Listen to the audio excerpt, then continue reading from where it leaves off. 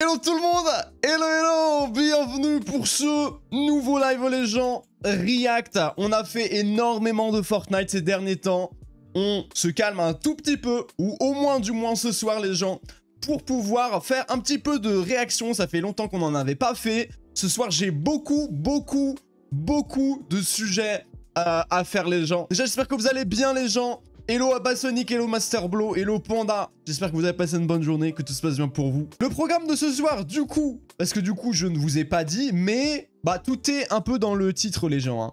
On va du coup check des trailers qui sont sortis. Je sais pas si vous avez vu et si vous avez suivi, mais il y a le flic de Beverly Hills. C'est pour ça que j'ai mis la musique en introduction. Il y a le flic de Beverly Hills 4 qui va sortir, du coup, avec le retour d'Eddie Murphy. Donc ça fait plaisir, tu vois. Après, reste à voir comment ça va être. Je sais que le flic de Beverly Hills, bon, ça fait longtemps que c'est sorti, mais le 1 était trop cool. Le 2 était sympa, mais sans plus. Le 3, c'était vraiment moyen. Et là, le 4, qu'est-ce qu'ils ont fait? Je ne sais pas du tout. Mais ça fait plaisir parce que du coup, il y a plein d'anciens films ou films d'animation qui étaient sortis à l'époque qui reviennent au devant de la scène là. Ça fait extrêmement plaisir. Parce que comme vous avez vu dans le titre, on va également réagir au trailer les gens de Kung Fu Panda 4. C'est incroyable. Et comme je l'ai dit là, c'est trop bien qu'ils fassent revenir les anciens animés qu'on a connus. Genre par exemple, il va y avoir Shrek 5 qui va bientôt sortir. Shrek 5. Il va y avoir du coup Kung Fu Panda 4. Ça faisait longtemps qu'on n'avait pas entendu parler de ces films d'animation là. Ça fait trop plaisir que ça revient au devant de la scène.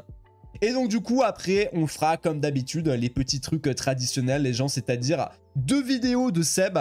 Du coup parce qu'en ce moment il sort pas mal de petites vidéos là. On va s'en regarder 2 je pense, on va pas en regarder trop non plus. Et ensuite pour finir on finira du coup avec une petite vidéo de Squeezie les gens.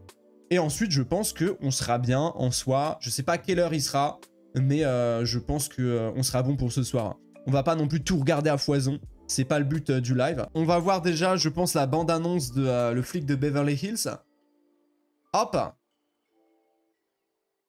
C'est parfait, la musique se cut. Ok, let's go.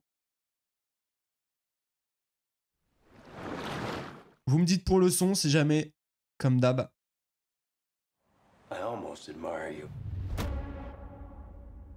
Ah, Eddie Murphy, c'est plaisir.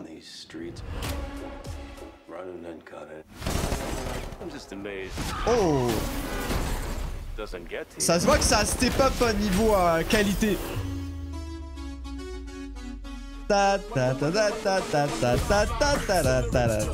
Oh, ils ont modifié le thème.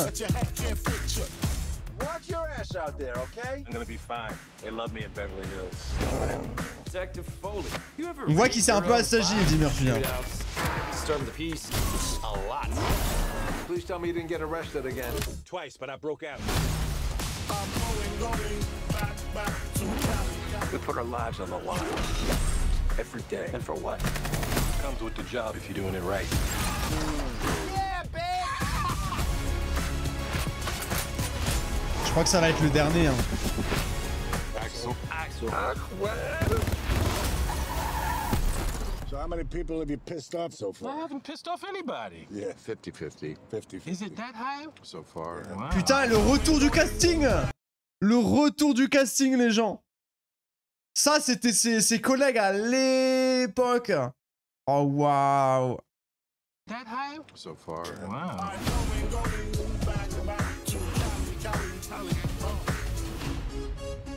Tata. Incroyable. Incroyable. Bah, en soi, Eddie Murphy, ça faisait un petit moment, les gens, qu'on ne l'avait pas vu au devant de la scène. Pendant quelques années, il avait disparu totalement. Et je crois qu'il a signé des gros contrats. Parce que je crois qu'il voulait être en retraite. Mais je crois qu'il avait un manque d'argent, de trucs comme ça. Et même, je crois qu'il voulait plus trop faire de films. Finalement, il a signé un gros contrat avec Netflix.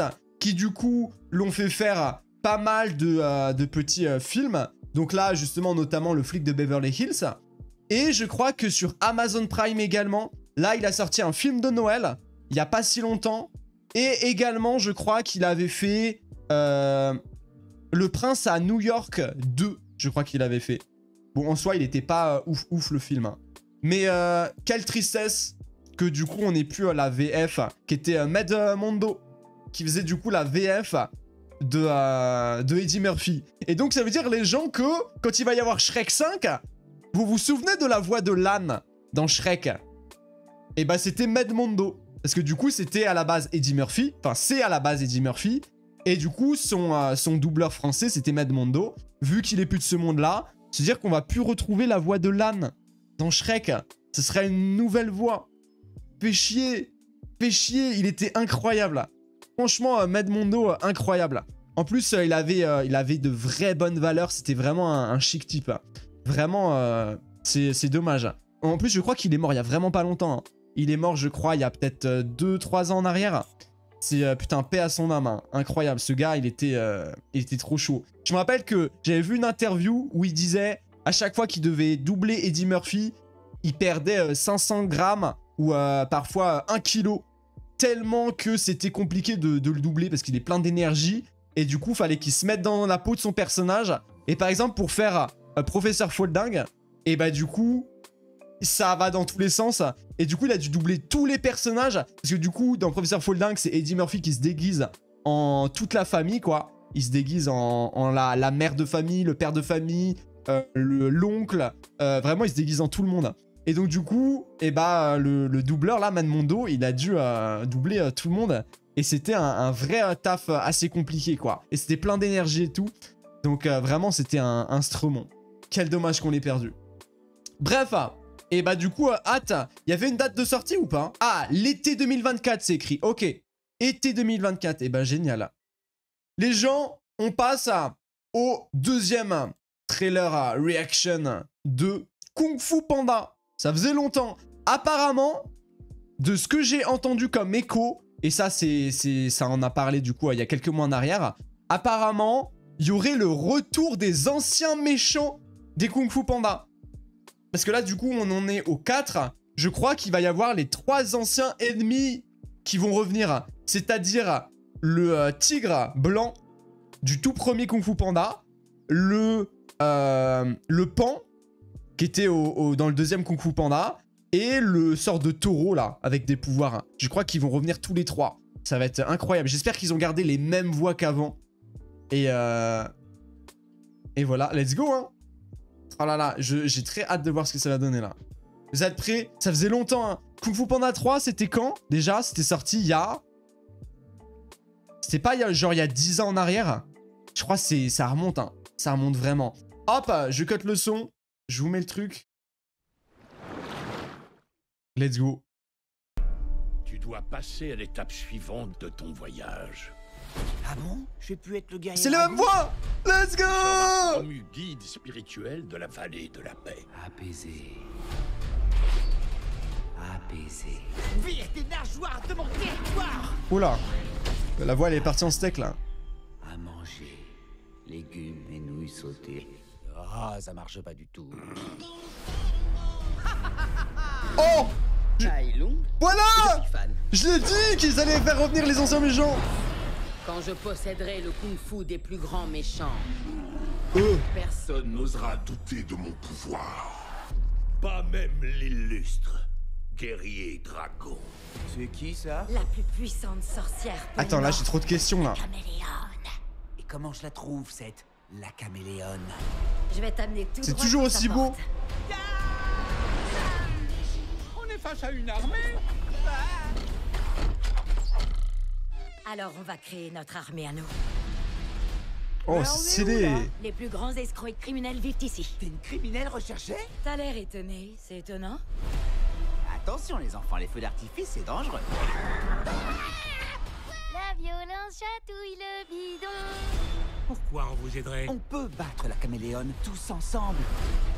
Guerrier dragon, c'est ce que je fais de mieux. Skadouche. Ah oui, l'ancien Skadouche. Sérieux? Que tiens-tu dans la main? Un cookie? Tu as été choisi pour être bien plus que ce que tu es déjà. Il va parler au grand maître grenouille, là. Oh, tortue. Sans douleur?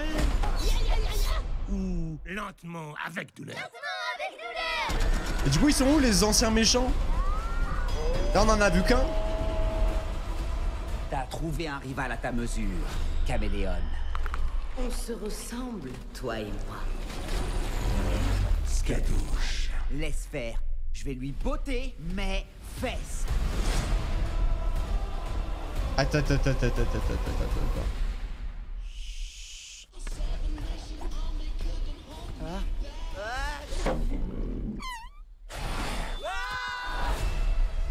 Le 27 mars. Ok, donc c'est vraiment dans vraiment pas si longtemps que ça. Ok. Vous aimez bien à l'époque Kung Fu Panda, les gens? Vous aimiez bien ou pas? J'avoue qu'avant, j'aimais beaucoup. Hein. Je crois que j'ai même encore tous les DVD. Hein. J'ai gardé tous ces trucs-là. Bon, maintenant, qui regarde encore des DVD au jour d'aujourd'hui? Mais ouais, j'avais tout. J'avais tout, c'est trop bien. C'est plaisir de les retrouver, là. Mais par contre, j'ai pas capté le délire, là. Le caméléon. Donc, j'imagine que, comme on l'a vu là, elle va prendre l'apparence des anciens méchants. Mais donc, du coup, ce sera pas vraiment les anciens méchants qui vont revenir. Parce qu'on a vu qu'elle a fait revenir à la vie. Ou du moins, elle a créé un portail pour faire revenir le premier méchant, là. Mais donc, ça veut dire qu'après, elle va faire quoi? Elle va l'emprisonner et prendre son apparence? C'est bizarre. Hein. Et après, il va se passer quoi?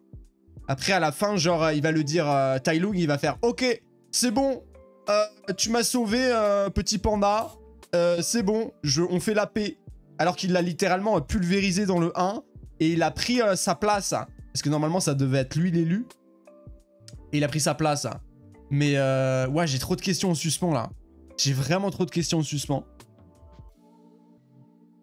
Parce qu'en fait, moi, je pensais vraiment que le speech, ça allait être quoi? Ça allait être... Bah, tous les anciens méchants, par je ne sais quel moyen, reviennent. Et ils vont se venger, du coup, de Po. Et finalement, c'est pas ça.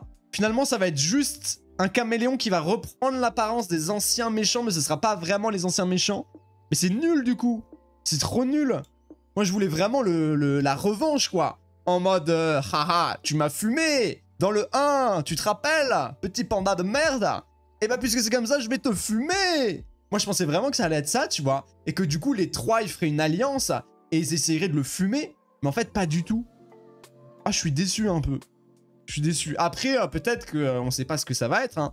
Peut-être qu'il va affronter le caméléon. Mais qu'après, du coup, il va quand même vouloir... les trois anciens méchants vont quand même vouloir se venger, j'en sais rien. Je fais des théories là, mais ce serait bien. J'aimerais bien la revanche, quoi. Et par contre, j'ai pas entendu... Est-ce que la voix de Tai Lung revient? Parce que j'aimais beaucoup la voix de Tai Lung. Attendez, juste 2 secondes. Écoutez, je vous remets pas le truc, hein. Tai Lung, je suis fan. Quand je posséderai le kung-fu des plus grands méchants. Il parle. Personne n'osera douter de mon pouvoir. C'est pas lui, hein. Pas même l'illustre guerrier dragon. C'était pas du tout la voix là. Hein. C'est pas du tout la voix là de l'époque. Oh, quel dommage. Quel dommage. J'adorais la voix de Tai Lung. Elle était très stylée. Oui, moi, j'ai les 3 DVD. Je crois que moi aussi. J'ai même les 4 DVD.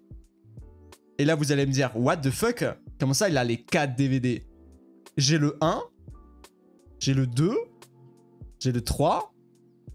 Et j'ai également... Il est sorti un film Kung Fu Panda. Un film d'animation Kung Fu Panda. Avec les souvenirs des 5, je crois. Je crois qu'il y avait un truc comme ça, là. Non, j'ai que le 1 et 2. Et j'ai pas le 3. Je crois dans mes souvenirs. Ben moi, j'ai les 4. J'ai les 4. Pour vous dire à quel point j'aimais bien Kung Fu Panda. C'était très cool. C'est dommage qu'ils aient fait une grosse pause, là. C'est trop dommage. Mais ça fait plaisir que là, ils reviennent. Ça fait très plaisir. Bref. Et ben les gens, on a fini avec les trailers reaction. Je pense qu'on est paré pour du coup faire les 3 petites vidéos. Donc, ce soir, on va réagir à quelle vidéo? Déjà, comme je vous ai dit, Seb et Squeezie. La première vidéo, ça va être par rapport au thème de Noël. Parce que ça y est, les gens, Noël approche. C'est dans littéralement 10 jours. Dans 10 jours, ça y est. C'est... putain, ça passe trop vite, c'est une dinguerie. Donc, eh ben, on va regarder des petites vidéos, du coup, en rapport avec Noël. Et du coup, ça va être Mariah Carey et Noël. C'est le titre de la vidéo. Ensuite, on va regarder, après un truc qui n'a rien à voir, ce sera la véritable histoire de Baby Shark. C'est Check ou Shark? Baby Shark. Oh, bref. Et ensuite, on va regarder, du coup, la vidéo de Squeezie. Il faut bannir ces traditions de Noël. Je vous ai dit, on essaye de rester un petit peu dans le thème de Noël, vu que Noël approche. Et voilà. Et bah les gens, hop, on va se mater tout ça. Et voilà. Let's go, j'espère que vous êtes prêts les gens. Et puis j'espère que vous n'avez pas vu les vidéos. Et si vous les avez vues, bah RIP quoi. Quel dommage. Mais en tout cas, là, on y réagit ensemble. C'est parti, let's go. Hop, je cut la zik. Et on est parti. Bonjour à tous et bienvenue dans le calendrier de l'Avent. Ho ho ho. Messieurs, dames, tous les soirs de décembre jusqu'à Noël, je serai votre père Castor. Il y aura une histoire autour de la musique dans le format que vous connaissez bien. Ouais, c'est ce que j'ai dit. Vous pouvez soit suivre ça quotidiennement parce que il fait beaucoup en ce moment de vidéos. Et je sais qu'il y a pas mal de personnes qui du coup lui reprochent. Et j'aurais pu faire partie de ces gens-là qui, pendant toute l'année, ne fait pas beaucoup de vidéos, tu vois. Et dès que là, ça y est, on est au mois de décembre. Qui dit mois de décembre dit, je sais pas si vous êtes au courant les gens, mais quand on est au mois de décembre, on gagne sur YouTube beaucoup plus de tunas, quoi. Mais genre vraiment beaucoup plus. Vu que c'est des périodes de fête, comment ça se passe? C'est du coup les marques qui du coup vont contacter YouTube, vont leur dire, moi je veux, je sais pas moi, 100 000 pubs pour mon jouet Barbie par exemple, et en échange je vous fais un gros chèque quoi. Et du coup, YouTube touche ce chèque-là et du coup va le redistribuer par rapport aux influenceurs. Et donc, c'est pour ça qu'il y a des pubs sur telle ou telle vidéo. Et donc, du coup, vu que c'est la période de Noël, et bah du coup, chaque YouTuber, plus il va sortir de vidéos et plus il va recevoir de la pub. Parce que justement, il y a beaucoup plus de pubs et les pubs coûtent plus cher parce que justement, c'est les périodes de Noël. Les marques veulent que vous achetez bah, ces jouets-là, ou cette console-là, ou ce truc-ci, ce truc-là. Et donc, du coup, ils vont raquer. Et donc, du coup, c'est pour ça. Et donc, beaucoup de personnes reprochent à Seb de se faire les couilles en or à sortir 1 milliard de vidéos comme par hasard, pile quand c'est bah, le mois de décembre, quoi. Mais apparemment, Seb a communiqué sur Twitter et il a dit « c'est totalement faux ». Parce que toutes les vidéos que je publie en ce moment, elles sont démonétisées parce que c'est copyright. Parce que du coup, forcément, là, c'est Mariah Carey. Qui dit Mariah Carey dit, bah, elle a fait ses propres musiques, quoi. Donc forcément, il n'a pas les droits. Et donc du coup, à mettre ça dans sa vidéo, ça lui cut la monétisation. Et du coup, vu qu'en ce moment, il fait pas mal de vidéos en rapport avec la musique, et bah tout se fait strike. Enfin, tout se fait démonétiser, quoi. Et donc, voilà. Donc, apparemment, il toucherait pas. Après, est-ce qu'il touche des thunes via les sponsors? En soi, c'est ça, hein. En soi, plus il va faire de vidéos et qu'il y a un sponsor qui va lui dire ouais, mon frérot, tu peux faire la sponsor de mon produit, il va dire oui, bah il va toucher un gros chèque plus ou moins dans les, je sais pas moi, je pourrais pas vous dire les vrais prix, mais ça doit tourner dans les peut-être entre 10 000, 30 000 balles, ça dépend. Mais en tout cas, ouais, il se met quand même bien. Après, il a dit, je crois, que les sponsors, il les fait pas à toutes les vidéos, il les fait une vidéo sur je sais pas combien. Donc, j'ai pas envie de dire de merde.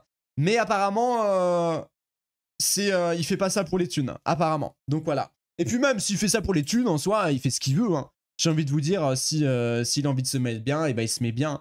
Après, ok, les gens peuvent lui reprocher de faire ça comme par hasard pendant le mois de décembre. Et pendant toute l'année, bah, il fait quasiment pas de vidéos et du coup, c'est dommage. Mais en soi, il fait ce qu'il veut, hein. Genre, je dis ça comme ça. Je me suis dit 1er décembre. La fameuse musique. Tous les ans, depuis qu'on est né à la période de Noël, il y a un morceau de Mariah Carey qui ressort des abysses et qui explose tout ce qui existe. Alors, est-ce que ce serait pas intéressant de se pencher sur ce cas, de comprendre ce qui se passe avec Mariah Carey? J'avoue que chaque année, Noël, qui a failli ne jamais exister et qui plus est peut-être l'un des plus gros coups de chance de l'histoire. Je crois que je l'avais entendu. Je crois que à la base, ouais, elle voulait pas du tout faire cette zik, ça l'intéressait pas du tout de faire une musique de Noël. on l'a poussée. Finalement, elle a fait la musique et c'est un banger, quoi. Et chaque année, du coup, elle le refait et c'est de nouveau un banger. Et what the fuck, en fait. Qu'est-ce qui a fait que c'est devenu un banger comme ça et que chaque année, on l'écoute? J'aimerais bien savoir, en fait. Est-ce que c'est pas les pubs qui ont fait ça? Parce que je crois qu'il y avait une pub Coca-Cola qui était sortie il y a quelques années en arrière et il y avait cette musique-là.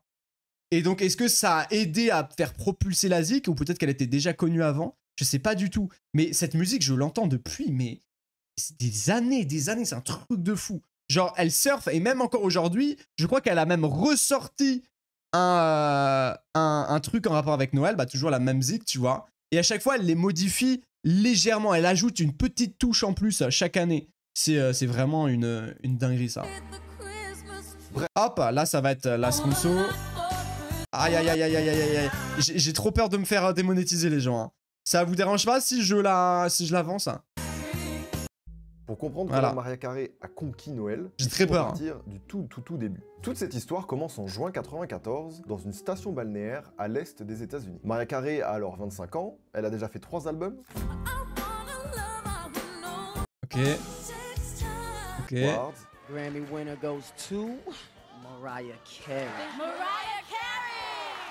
Elle était déjà sacrément en place dans l'industrie et à l'époque, elle est mariée avec Tommy Mottola, juste le président de Sony Music. C'est lui qui l'a poussé à faire la musique?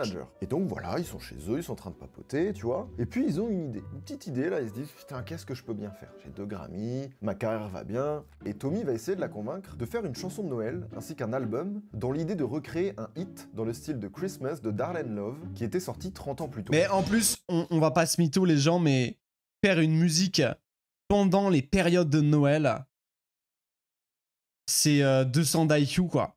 Parce que tu sais que la musique va forcément prendre, quoi. Les gens qui fêtent Noël, il y en a énormément, on va pas se mytho, hein, dans toute la terre entière. Il y a énormément de personnes qui fêtent les fêtes de Noël, même s'ils sont pas catholiques ou je ne sais quoi. Hein. Ils le fêtent quand même parce que c'est traditionnel, tu vois. Et forcément, qui dit rapport avec Noël, dit ils mettent énormément de musique de Noël. Et vu que c'est les périodes, et bah c'est le parfait moment pour sortir des musiques de Noël. Parce que tu sais qu'elles vont être écoutées, parce que c'est dans le mood. Et donc en fait, c'est comme ça que tu peux te faire des couilles en or, j'ai envie de te dire. Parce que si tu sors une musique et que tout le monde l'écoute, et bah du coup peut-être que ça va les marquer, parce que du coup c'est une période un peu spéciale, tu vois. Et du coup peut-être que l'an prochain, ils vont la réécouter. Parce que du coup, si ta musique, elle a plu, et c'est un bon rapport avec Noël, ils vont se dire « Ah, elle était pas mal la musique là, hein. Allez, on est de nouveau à Noël. Allez, je la remets. » Et ainsi de suite, et ainsi de suite, et ainsi de suite. Et c'est comme ça que, par exemple, la musique peut cartonner, quoi. Donc, en vrai, c'est 200 d'IQ de sortir une petite musique pendant ces périodes-là. Ok, je passe la musique. C'est super. Bref, pour Mariah, c'est une idée de merde, et pour comprendre, faut se remettre dans le contexte de l'époque. Si aujourd'hui c'est assez courant que les artistes fassent des albums ou des chansons de Noël, dans les années 90, faire un album de Noël, c'était plus l'habitude des chanteurs âgés et sur le déclin que des gens qui sont au top de la forme comme Mariah Carey à ce moment-là. Souvent, c'était des artistes où, bon voilà, ça sent la fin de carrière, ils ont plus grand chose à perdre. La seule chanson pop qui était un peu tendance à l'époque, c'était Last Christmas de Wham, avec George Michael. Bon, c'est un classique de fou. Oh là là, I gave you my heart. But you better way. Oh là là.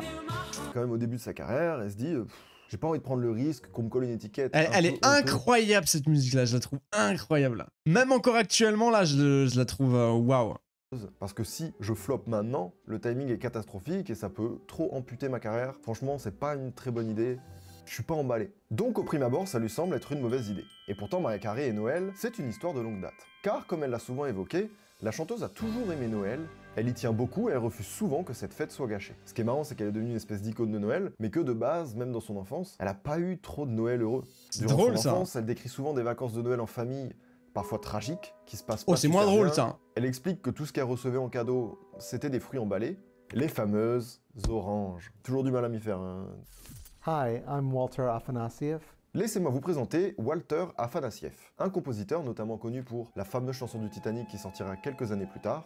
Eh bien, c'est avec ce gars que Mariah Carey va composer All I Want for Christmas Is You en seulement 15 petites minutes au stud. C'est pas très long, hein, Ah de faire un ouais? clip. N'oubliez pas ce chiffre. Aussi Regardez rapidement? les pincettes que je prends, c'est évidemment ce que la légende raconte. Maintenant, c'est un truc assez récurrent où c'est vrai qu'il y a beaucoup de tubes qui sont faits en très peu de temps parce que l'inspiration vient très vite. Elle était complètement amoureuse de son gars, Tommy Mottola à ce moment-là, et les paroles « Tout ce que je souhaite pour Noël, c'est toi » lui sont bel et bien destinées. Oui, c'est un son pour son mec, pour ceux qui n'auraient pas encore capté. J'avais pas capté. On rappelle quand même qu'à ce moment-là où ils ont l'idée, on est en plein mois de juin, il fait chaud, tout le monde se baigne, et faut se projeter à faire un morceau de Noël. Et ça, c'est pas évident. J'avoue. Du coup, elle décore On a le rien à studio voir, avec là. des sapins, des guirlandes, pour que toute son équipe soit imprégnée par l'esprit de Noël. Elle a même fait en sorte qu'il fasse réellement froid dans la pièce, et c'est pas tout, Ah puisque ouais, Walter carrément. a confié que l'équipe avait Waouh, aussi prévu de ils mettre ont poussé le RP jusqu'au bout, quoi. Ah ouais. Pendant ce temps, ils mettaient de la fausse neige, quoi. Ah waouh, ah ouais, RP à fond, quoi. de la neige dans le Mais studio. c'est ce que je viens de dire. What the fuck. Ah ouais, non mais là ça part un peu trop loin là. Mais ils se En sont plein dit été. que ouais, peut-être, faut pas forcer non plus. C'est déjà bien là. Alors bon, on n'est pas débile, ça ressemble sans doute à du storytelling qui vient après. Mais attention, faut pas négliger que c'est des choses qui se font beaucoup. Et t'as beaucoup de sessions studio où il se passe des choses un peu dingos. C'est pas que du fantasme. Le coup de la neige dans le studio, arrêtez non plus. Nous prenez pas pour des pipes. Ouais, j'avoue parce que là, il est niqué ton studio après. Comment tu fais? Parce que j'imagine que oui, effectivement, c'est de la fausse neige, mais elle est faite à base de quoi là, la fausse neige? Me dis pas que c'est du polystyrène ou j'en sais rien. En tout cas, ça a été assez stimulant pour tout le monde, parce que ça aurait permis de plier ce classique en 15 minutes. Et dans la foulée, en quelques semaines, ils vont enregistrer le reste de ce qui sera son 4e album, intitulé tout simplement Merry Christmas. Ok, on passe. Les Chanson a vraiment eu de la copyrights. chance de marcher, parce que même en l'ayant fait, ils y croyaient toujours un peu moyen, et même Walter, il était lui non plus pas convaincu. Il explique que quand il a écouté la chanson pour la première fois, il avait juste l'impression d'entendre quelqu'un qui fait juste des vocalises, et il était pas du tout sûr de vouloir la sortir comme ça. Eh bah putain, s'ils savaient. S'ils avaient.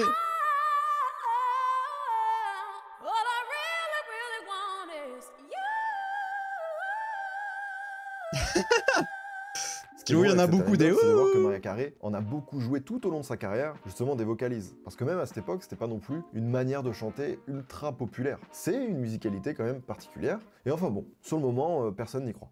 Le clip, quant à lui, est composé de réelles images de Mariah Carey qu'elle a filmées pendant les fêtes de Noël de 1993. C'est d'ailleurs son mari, Tommy Mottola, que l'on voit déguisé en Père Noël dans la vidéo. Elle tournera même une deuxième version du clip plus old school pour rendre hommage aux Ronettes, un trio célèbre des 60s. Et puis la chanson sort le 1er novembre 1994. Suspense. Ah, ça marche directement. Bah Son oui. mariage, c'est un peu inespéré, On le en même sait, temps, elle ça. est contente, mais elle est encore très loin de se douter que c'est un hit qui va rester pour les 30 prochaines années au top. On peut noter aussi que, parce qu'il y a évidemment ce morceau, mais il y a aussi un album, et que c'est la première fois qu'un album de Noël propulse un artiste au top de sa carrière. C'est pas un schéma logique. Donc pour toute l'équipe de Mariah Carey, le pari est réussi, juste bravo à eux. Ce qui est fait, et maintenant, la musique appartient au public, et elle va vivre. Mais Va bien vivre. je crois qu'il va y avoir un switch. Je crois que à un moment donné, et ça je l'avais entendu cette histoire-là, je crois qu'elle va ne plus en pouvoir d'écouter sa propre musique et que on colle son image à Noël. Elle va vraiment faire un sort de burn-out où elle va dire c'est bon, j'en peux plus, arrêtez de me parler de ça. Vraiment, elle en pourra plus. Et finalement, elle va, je sais pas si elle va faire une sorte de thérapie où les gens vont lui dire mais t'inquiète, je sais pas quoi, ils vont peut-être lui monter la tête ou autre. Et du coup, elle va redescendre un petit peu, elle va faire bon, ok, vas-y, j'accepte. Elle va être un peu plus tolérante et c'est pour ça d'ailleurs que elle va en ressortir encore hein, juste après, hein. Même encore cette année là, tu vois. Je crois que ça va être ça l'histoire, le fin mot de l'histoire.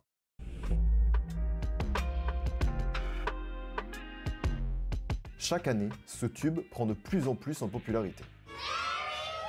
Alors qu'est-ce qui se passe? Il y a bien des raisons à tout ça. En 2003, la chanson connaît une nouvelle vitrine. En devenant... Attends. Mais lui, c'est le mec qui joue des films, là. Putain, je sais plus le nom de cet acteur, là. Mais il a joué dans Le Labyrinthe. Et il a fait plein d'autres trucs encore. What the fuck? Qu'est-ce qu'il fout là, lui? En 2003, la chanson connaît une nouvelle vitrine, en devenant la BO d'un des films de Noël les plus regardés encore aujourd'hui, Love Actually. Ah, Et jamais à partir vu. de ce moment-là, tous les ans, le film est rediffusé à la télévision à la période de Noël, et par extension, la chanson aussi. vous l'avez compris, quoi qu'il arrive, on ne peut pas y échapper. En fait, le schéma est simple, commercialement parlant, Noël, c'est vraiment le moment où on te bombarde tous les ans les mêmes trucs. Donc en fait, si tu fais partie de les mêmes trucs, bah tous les ans, t'es relà. Et si tous les ans, t'es relà, bah t'es là longtemps. C'est ce que je vous ai dit tout à l'heure, hein. C'est ce que je vous ai dit. À chaque fois, c'est tout le temps les mêmes choses qui reviennent. Donc c'est pour ça que je vous dis, si jamais il y en a là dans le chat, vous voulez devenir chanteur, vous voulez vous tenter à la musique ou faire, je sais pas moi, des trucs en rapport dans le thème de Noël, mais foncez. Ça se trouve, vous avez une chance sur je sais pas combien que ça marche, quoi. Et de toute façon, on le voit, hein. Généralement, on voit qu'il y a beaucoup de compositeurs qui essayent de faire de la musique de Noël pour justement espérer que ça cartonne. Après, c'est de la loterie, hein. Ça passe ou ça casse, quoi. Faut vraiment que ce soit un truc banger, répétitif, qui rentre dans la tête. C'est tout un boulot, hein. La chanson a été déclinée en une multitude de formats au fil des années. Il y a eu une nouvelle version avec Justin Bieber, la même année Michael Bublé sort une reprise, les Fifth Harmony également. Au total, le titre a été repris plus de 130 fois. Rendez-vous compte, il n'y a pas une année depuis sa sortie où ce son ne ressort pas 4-5 fois par an par des artistes différents. C'est énorme. Parce que eux aussi veulent leur petite part du gâteau, tu vois. Ils se disent, oh, elle a percé, ok. Moi aussi, je veux percer et je veux des thunes à ça. Vas-y, let's go, je fais péter le son de Noël, là. Et après, bah, comme j'ai dit, hein, c'est le loto, soit ça passe, soit ça casse. Hein. Mais pour la plupart, en général, ça bite de fou, quoi. Parce qu'il y en a trop, quoi. Il y en a beaucoup trop. Trop de personnes veulent justement faire des musiques en rapport avec tout ce qui est Halloween, Noël, les trucs comme ça. Donc forcément, qui dit il y en a trop, dit il y a une surcharge du truc. Et donc, tu peux pas faire en sorte que ça marche. Hein. C'est comme les youtubeurs, c'est comme les streamers, les gens. Hein. Dites-vous que au départ, on était peu. Et plus il y a eu de nouveaux streamers, de nouveaux youtubeurs, et bah du coup, on a commencé à être des centaines de milliers sur la plateforme qui justement veulent et rêvent peut-être de se faire connaître et gagner leur vie avec la plateforme. Et donc, au bout d'un moment, bah toutes les personnes qui regardent YouTube, elles peuvent pas regarder tout le monde, c'est impossible. Donc en fait, ça va dépendre du coup de ton contenu. Est-ce que tu as une bonne personnalité? Est-ce que tu arrives à faire rire les gens? Est-ce que tu arrives à à les divertir? Est-ce que tu arrives à les documenter, qu'ils apprennent des trucs, Enfin, tout dépend de la catégorie, quoi. Et si par exemple, tu as le malheur de copier un tel ou un tel et que ça reste un peu la même vibe, le même truc, bah peut-être que les gens ils vont se dire bah lui il fait déjà ça en fait et il est plus connu que toi. Donc pourquoi est-ce que je devrais te suivre toi? En fait, il faut que tu apportes ta vraie petite plus-value. Il faut que tu apportes vraiment ton plus. Peut-être que ça peut être la même chose que tel ou un tel youtubeur ou streamer, mais si t'as pas ce petit plus que tel ou tel n'a pas, bonne chance pour t'en sortir et réussir à te faire connaître, quoi. Vraiment, c'est ultra compliqué.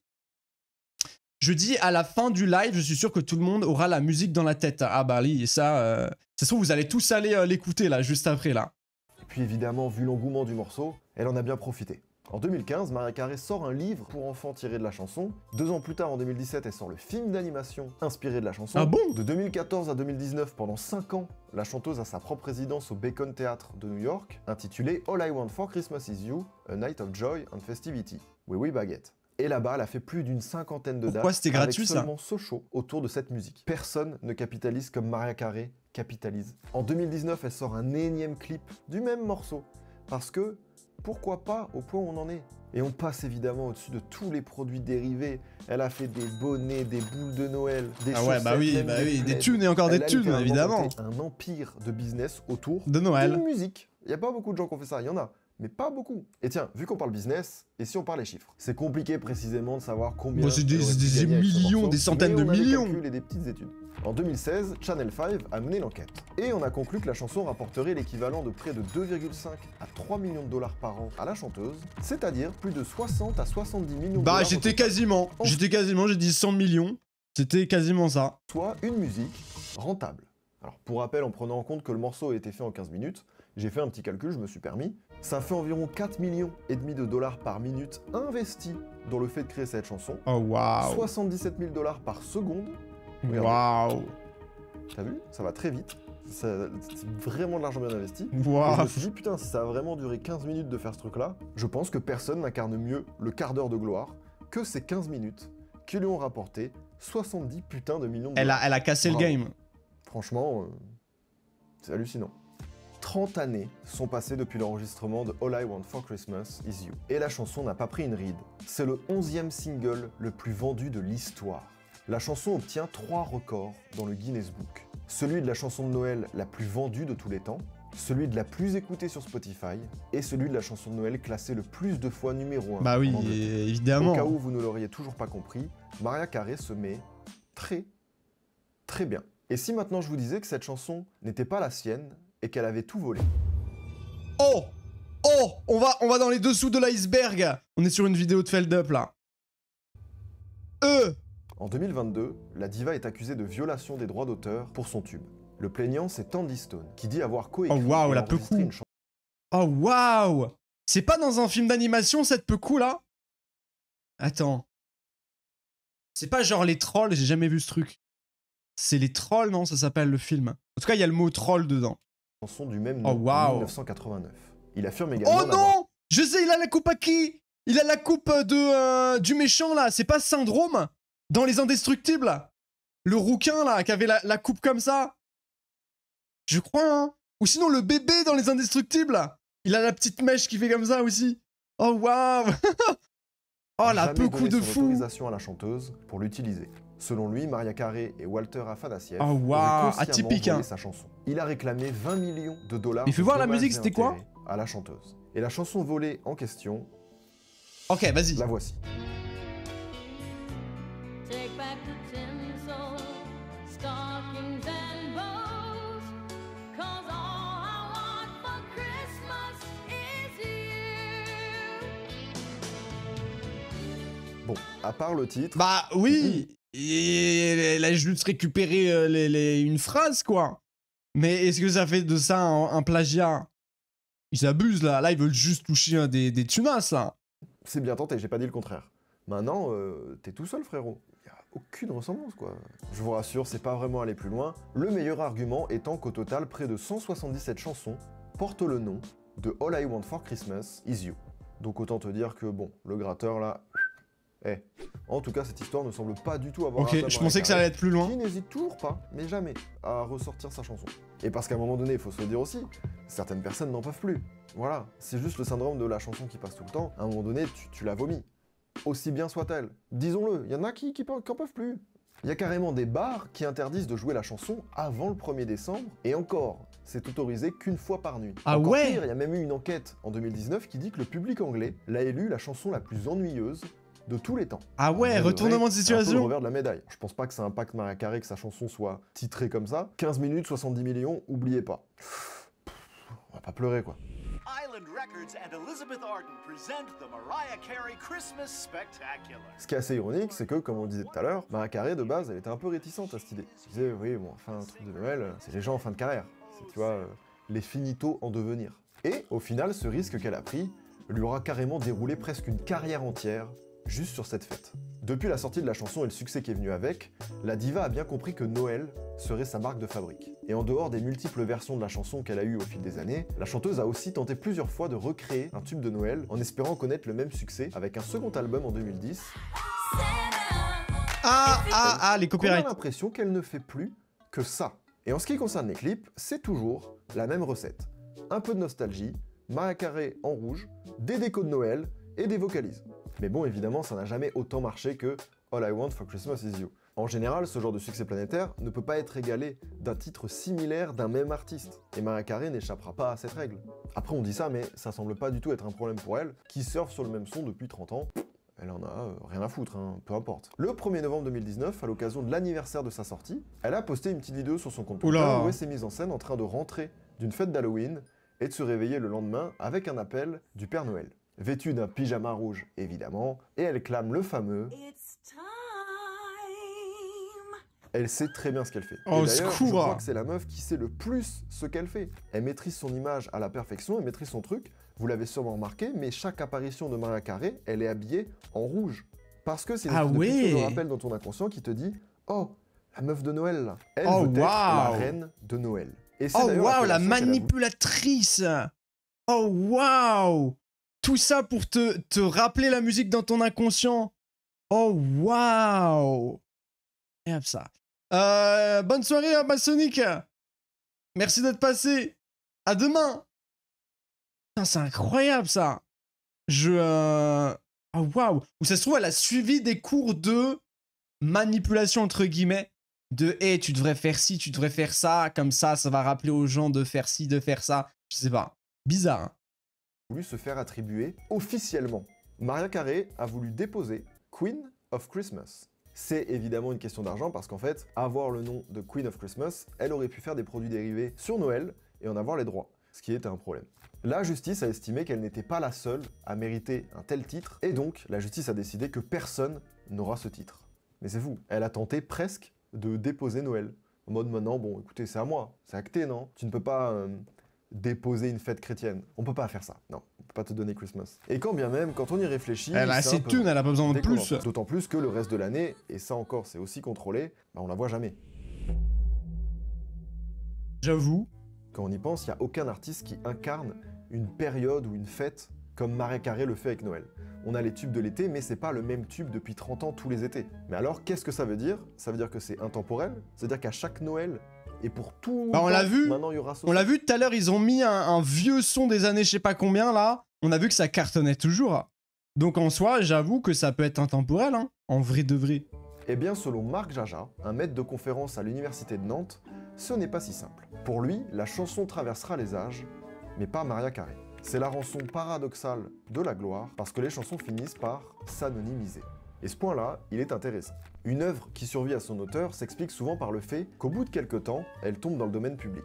Donc l'œuvre est alors beaucoup plus reprise. Parce que, quelque part, maintenant, on a le droit. Et justement, quand une chanson est reprise, que ce soit avant ou après la mort de l'artiste, souvent, les personnes vont l'associer à la personne avec qui ils ont découvert la chanson. J'avoue. C'est un phénomène très vérifiable. Il y a déjà tes parents où t'écoutais une musique, où ils t'ont dit « Oui, bon, c'est pas l'original. Hein. » Bah au final, ça s'explique. Et très souvent, des chansons ont tellement eu de succès que l'artiste en sera la première victime. On peut penser à Psy et son célèbre Gangnam Style, où tout le monde est passé très vite à autre chose, ou encore des exemples comme Gauthier, avec Somebody Used to Know, et encore dans le monde de la pop, t'as quand même une carrière, etc. Là, pour une chanson de Noël, c'est encore pire. C'est encore pire puisque ces chansons-là sont vouées à ressortir encore et encore, et être reprises par une multitude d'artistes. Prenons l'exemple de Let It Snow. C'est initialement une chanson de Frank Sinatra de 1950, mais qui a été reprise tellement de fois qu'au final aujourd'hui, on s'en fout d'où vient l'original, ça n'a pas d'importance. Aujourd'hui, quand on joue une playlist des plus grandes chansons de Noël, on a ça. Jingle bell, jingle bell, jingle bell, ou encore jingle ça. bell. J'avoue. Non mais ça par contre c'est horrible. Tu es l'original et derrière il va y avoir des centaines de reprises. Et vu que c'est des générations différentes qui du coup découvrent ces musiques-là, et bah elles vont se dire ok bah ça c'est la musique officielle. Donc en fait c'est comme si t'étais une grosse merde quoi, t'existes pas. Alors que t'es l'original. Ça c'est frustrant de fou. Bon en soi je pense qu'ils s'en foutent tu vois. Parce que bah, ils sont peut-être décédés, hein, c'est des vieilles musiques, mais c'est toujours horrible. Parce que ça veut dire que, en fait, c'est la roue du temps, quoi. Genre, le serpent qui se mord la queue, c'est tout le temps infini. Les gens reprennent des musiques, ils pensent que c'est des nouvelles, et puis ça reprend des musiques, et puis ça reprend des musiques, et ainsi de suite, et ainsi de suite. En fait, ça voudrait dire qu'on a fait le tour en termes de zik. Ça veut dire que toutes les musiques du monde ont déjà été faites. Et ça veut dire qu'on n'arriverait pas à se renouveler et à créer des vrais trucs originaux. Vu que tout le monde se copie. Et même quand ça se trouve, tu crois que c'est pas du tout copié, et bah c'est copié. C'est un truc de fou ça. What the fuck. Normalement la musique c'est infini, tu peux faire tellement de trucs. Mais en fait, peut-être pas en fait. Est-ce qu'on est manipulé depuis le début? Oh what the fuck. Attends, on passe les copyrights. Il y en a énormément dans le même cas, dont All I Want for Christmas Is You. Et étant donné sa popularité, elle sera sûrement reprise encore et encore par les prochaines générations d'artistes qui arriveront après la mort de Mariah Carey. Et c'est triste, mais à la fin, on s'en foutra que ce soit Mariah Carey l'original. Et je trouve ça dingue de se dire ça. À notre époque... Bon bah les gars, ce sera moi le prochain. Allez, je vais partir sur une petite carrière musicale sur Noël. Allez, hop. Allez, dès qu'il n'y a plus de Mariah Carey, je prends la relève. Bon, après, je serais peut-être un peu trop vieux. Hein, parce que d'ici qu'elle soit plus là, que la musique devienne libre de droit, et que je recopie, ouais, mais je serais déjà mort, en fait. Et bah peut-être si j'ai des gosses, et bah peut-être mes gosses ou mes petits gosses. Mes petits gosses, ils vont prendre la relève, vous inquiétez pas. On se dit, mais c'est lunaire, ça paraît même inconcevable d'imaginer cette chanson associée à quelqu'un d'autre que Mariah Carey. Pourtant, la chanson va rester, l'interprète va changer. Pour même pousser le truc encore plus loin, il y a même des chansons de Noël comme Vive le vent. On s'en fout tellement de savoir d'où ça vient que la plupart des gens ignorent que c'est une chanson initialement écrite pour Thanksgiving, donc une autre fête. Rien à voir. Et c'est juste le temps qu'il a rattaché à Noël, et puis basta quoi. Parce que on s'en fout. Vive le vent, ça date de 1857, et le titre en anglais c'est Jingle Bell. Ça parle de promenade à cheval et des courses de traîneau dans la neige, où il était parfois nécessaire de faire sonner une cloche pour que les gens s'écartent du passage. Ça n'a rien à voir avec Noël. Avec tout ça, on se dit que Mariah ne va probablement pas échapper à la règle, et finir dans l'oubli. Alors oui, c'est dingue de se dire ça parce que on fait partie d'une génération qui connaît cet artiste, et son morceau est indissociable. Mais ça pousse à la réflexion aussi de se dire qu'est-ce que c'est vraiment la musique, qu'est-ce que c'est un impact culturel, le rapport à la célébrité qui fait ci, cela. En soi, c'est pas ça le plus important parce que l'empreinte culturelle, ça reste la chanson. C'est pas Mariah. Je ferme cette parenthèse, Mariah Carey est bel et bien vivante, elle profite encore à fond de tout ça. Oh si oui. tu vas sur son Twitter, tu vas te putain. rendre compte qu'elle est là, elle fait une quinzaine de dates. Mais qu'est-ce qu'elle fout du coup? Noël. Ça ne va jamais s'épuiser. Au-delà de ces réflexions-là, la vraie question que je me pose, c'est en mode, qui sera la relève? Parce que, mine de rien, depuis Mariah Carey, dans le monde de la pop... Je l'ai dit tout à l'heure, Seb. De son côté, que reste-t-il T'inquiète. du beau Noël que Mariah nous décrit dans sa chanson? Eh bien, pas grand-chose, aujourd'hui. Parce qu'effectivement, Tommy Mottola, elle a divorcé 4 ans après la sortie de la chanson. C'est plus pour lui. Et pour la belle histoire, c'est avec ses 2 enfants qu'elle tournera finalement symboliquement un nouveau clip. Ah ouais? 25 ans après le premier, comme pour tourner une page. Dire que sa chanson a évolué avec elle, et elle en a profité pour en changer le sens de All I Want for Christmas is You. Et au final, maintenant, sa chanson parle de ses enfants. C'est joli. Oh, merci de m'avoir écouté, c'était très chouette. Voilà, oh waouh! Eh ben les gens, c'est... Attends, c'est incroyable. Ça veut dire que même ces gosses sont obligés de subir la musique de maman. Oh, ça doit être horrible. C'est horrible. Ça se trouve, ils aiment pas du tout la musique, ils sont obligés de la supporter en boucle et en boucle. Et ça se trouve, ils vont devenir les enfants de... Ça, c'est horrible d'être dans l'ombre d'une star. Par exemple, je sais pas moi, t'es le fils de Céline Dion. Et bah, tu resteras toute ta vie le fils de Céline Dion. Ou la fille de Céline Dion. Et c'est tout. Tu pourras jamais devenir autre chose. À moins que tu arrives à briser cette putain, comment on dit ça? Ce truc-là, enfin bref. Mais bonne chance, quoi. Bonne chance. Il y en a pas beaucoup qui ont réussi à briser cette barrière-là. Hein. Il y en a vraiment très peu. Hein. Genre là, par exemple, en tête, j'ai qui? J'ai Big Flo et Oli. Je sais que eux, c'était leur daron qui était connu dans le sud de la France, à Toulouse. Et de fil en aiguille, ils ont réussi à percer. Et donc, du coup, c'est plus devenu les fils de, mais c'est devenu le père de. Et donc, du coup, ça a switch. C'est rare, hein. Mais quel dommage pour les enfants. Ça veut dire qu'ils vont tout le temps les rabâcher à l'école. Ah, mais t'es la fille de machin. Oh là là, ça doit être horrible, là. Mais attends, mais elle fait quoi, du coup, de ces thunes, là? Parce que je suis un peu curieux, là. J'aimerais bien savoir. Eh, faut faire un complément d'enquête sur Mariah Carey, là. Moi, je veux savoir. Et ça part où, là? Elle achète quoi avec ces millions? Parce qu'elle en refait chaque année, donc ça veut dire que elle sait que ça marche et qu'elle veut... Elle fait même des produits dérivés. Donc c'est qu'elle veut avoir encore plus de thunes. Mais ça veut dire qu'elle est déjà multimillionnaire. Qu'est-ce qu'elle fait de ces thunes? J'aimerais bien savoir. Est-ce que elle est dans des associations? Est-ce qu'elle flambe ses thunes à acheter des yachts, des machins comme ça, là? Elle fait sa petite crise de riche. J'aimerais bien savoir. C'est dommage. Hein. Faudrait trouver un jour une enquête sur Mariah Carey. Du coup, les gens, est-ce que vous voulez qu'on voit une vidéo de Seb, encore là? Ou est-ce que vous voulez qu'on reste un petit peu dans le thème de Noël et on regarde une vidéo de Squeeze, là? Parce que Squeezie, là, la vidéo, il faut bannir ses traditions de Noël. Est-ce qu'on reste dans le domaine de Noël et on finit du coup avec Seb? Qu'est-ce qu'on fait, là? Vous préférez quoi? On peut rester dans le thème de Noël, ouais. Ouais, j'avoue, on peut rester dans le thème de Noël. Ça va faire bizarre de quitter le thème de Noël et juste après refinir avec une vidéo de Noël. J'avoue, on va partir sur le petit squeeze là.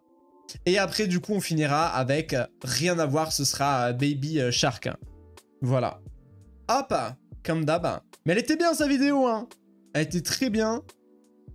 Peut-être ça manquait un tout petit peu d'enquête.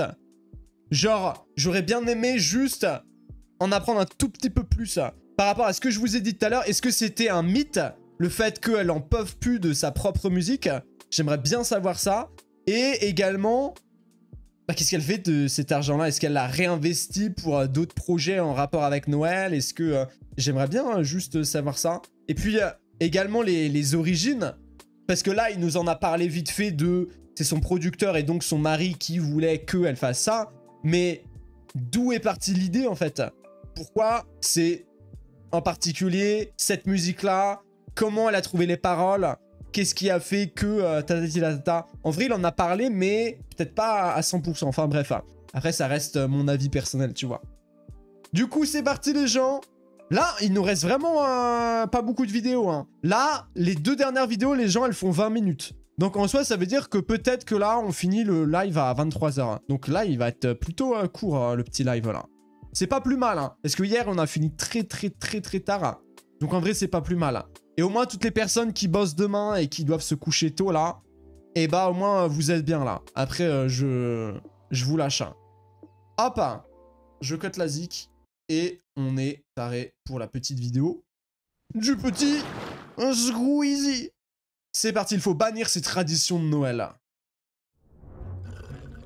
Alors mes petits squeezos, on a fait sa petite liste pour Papa Noël ou quoi? Moi j'ai demandé un remède pour cette grippe que j'ai depuis 2 semaines. Écoutez, on va parler de Noël, on va plus précisément parler des traditions de Noël. Alors en France, il n'y a rien de bien dingue, mais j'ai trouvé 4 traditions qui ont lieu à travers le monde dans différents pays et qui vont, selon moi, à l'encontre de l'esprit de Noël. Ça veut dire on n'est pas sur mettre le charbon dans la chaussette ou offrir une orange là, on est sur se faire poursuivre par des créatures démoniaques.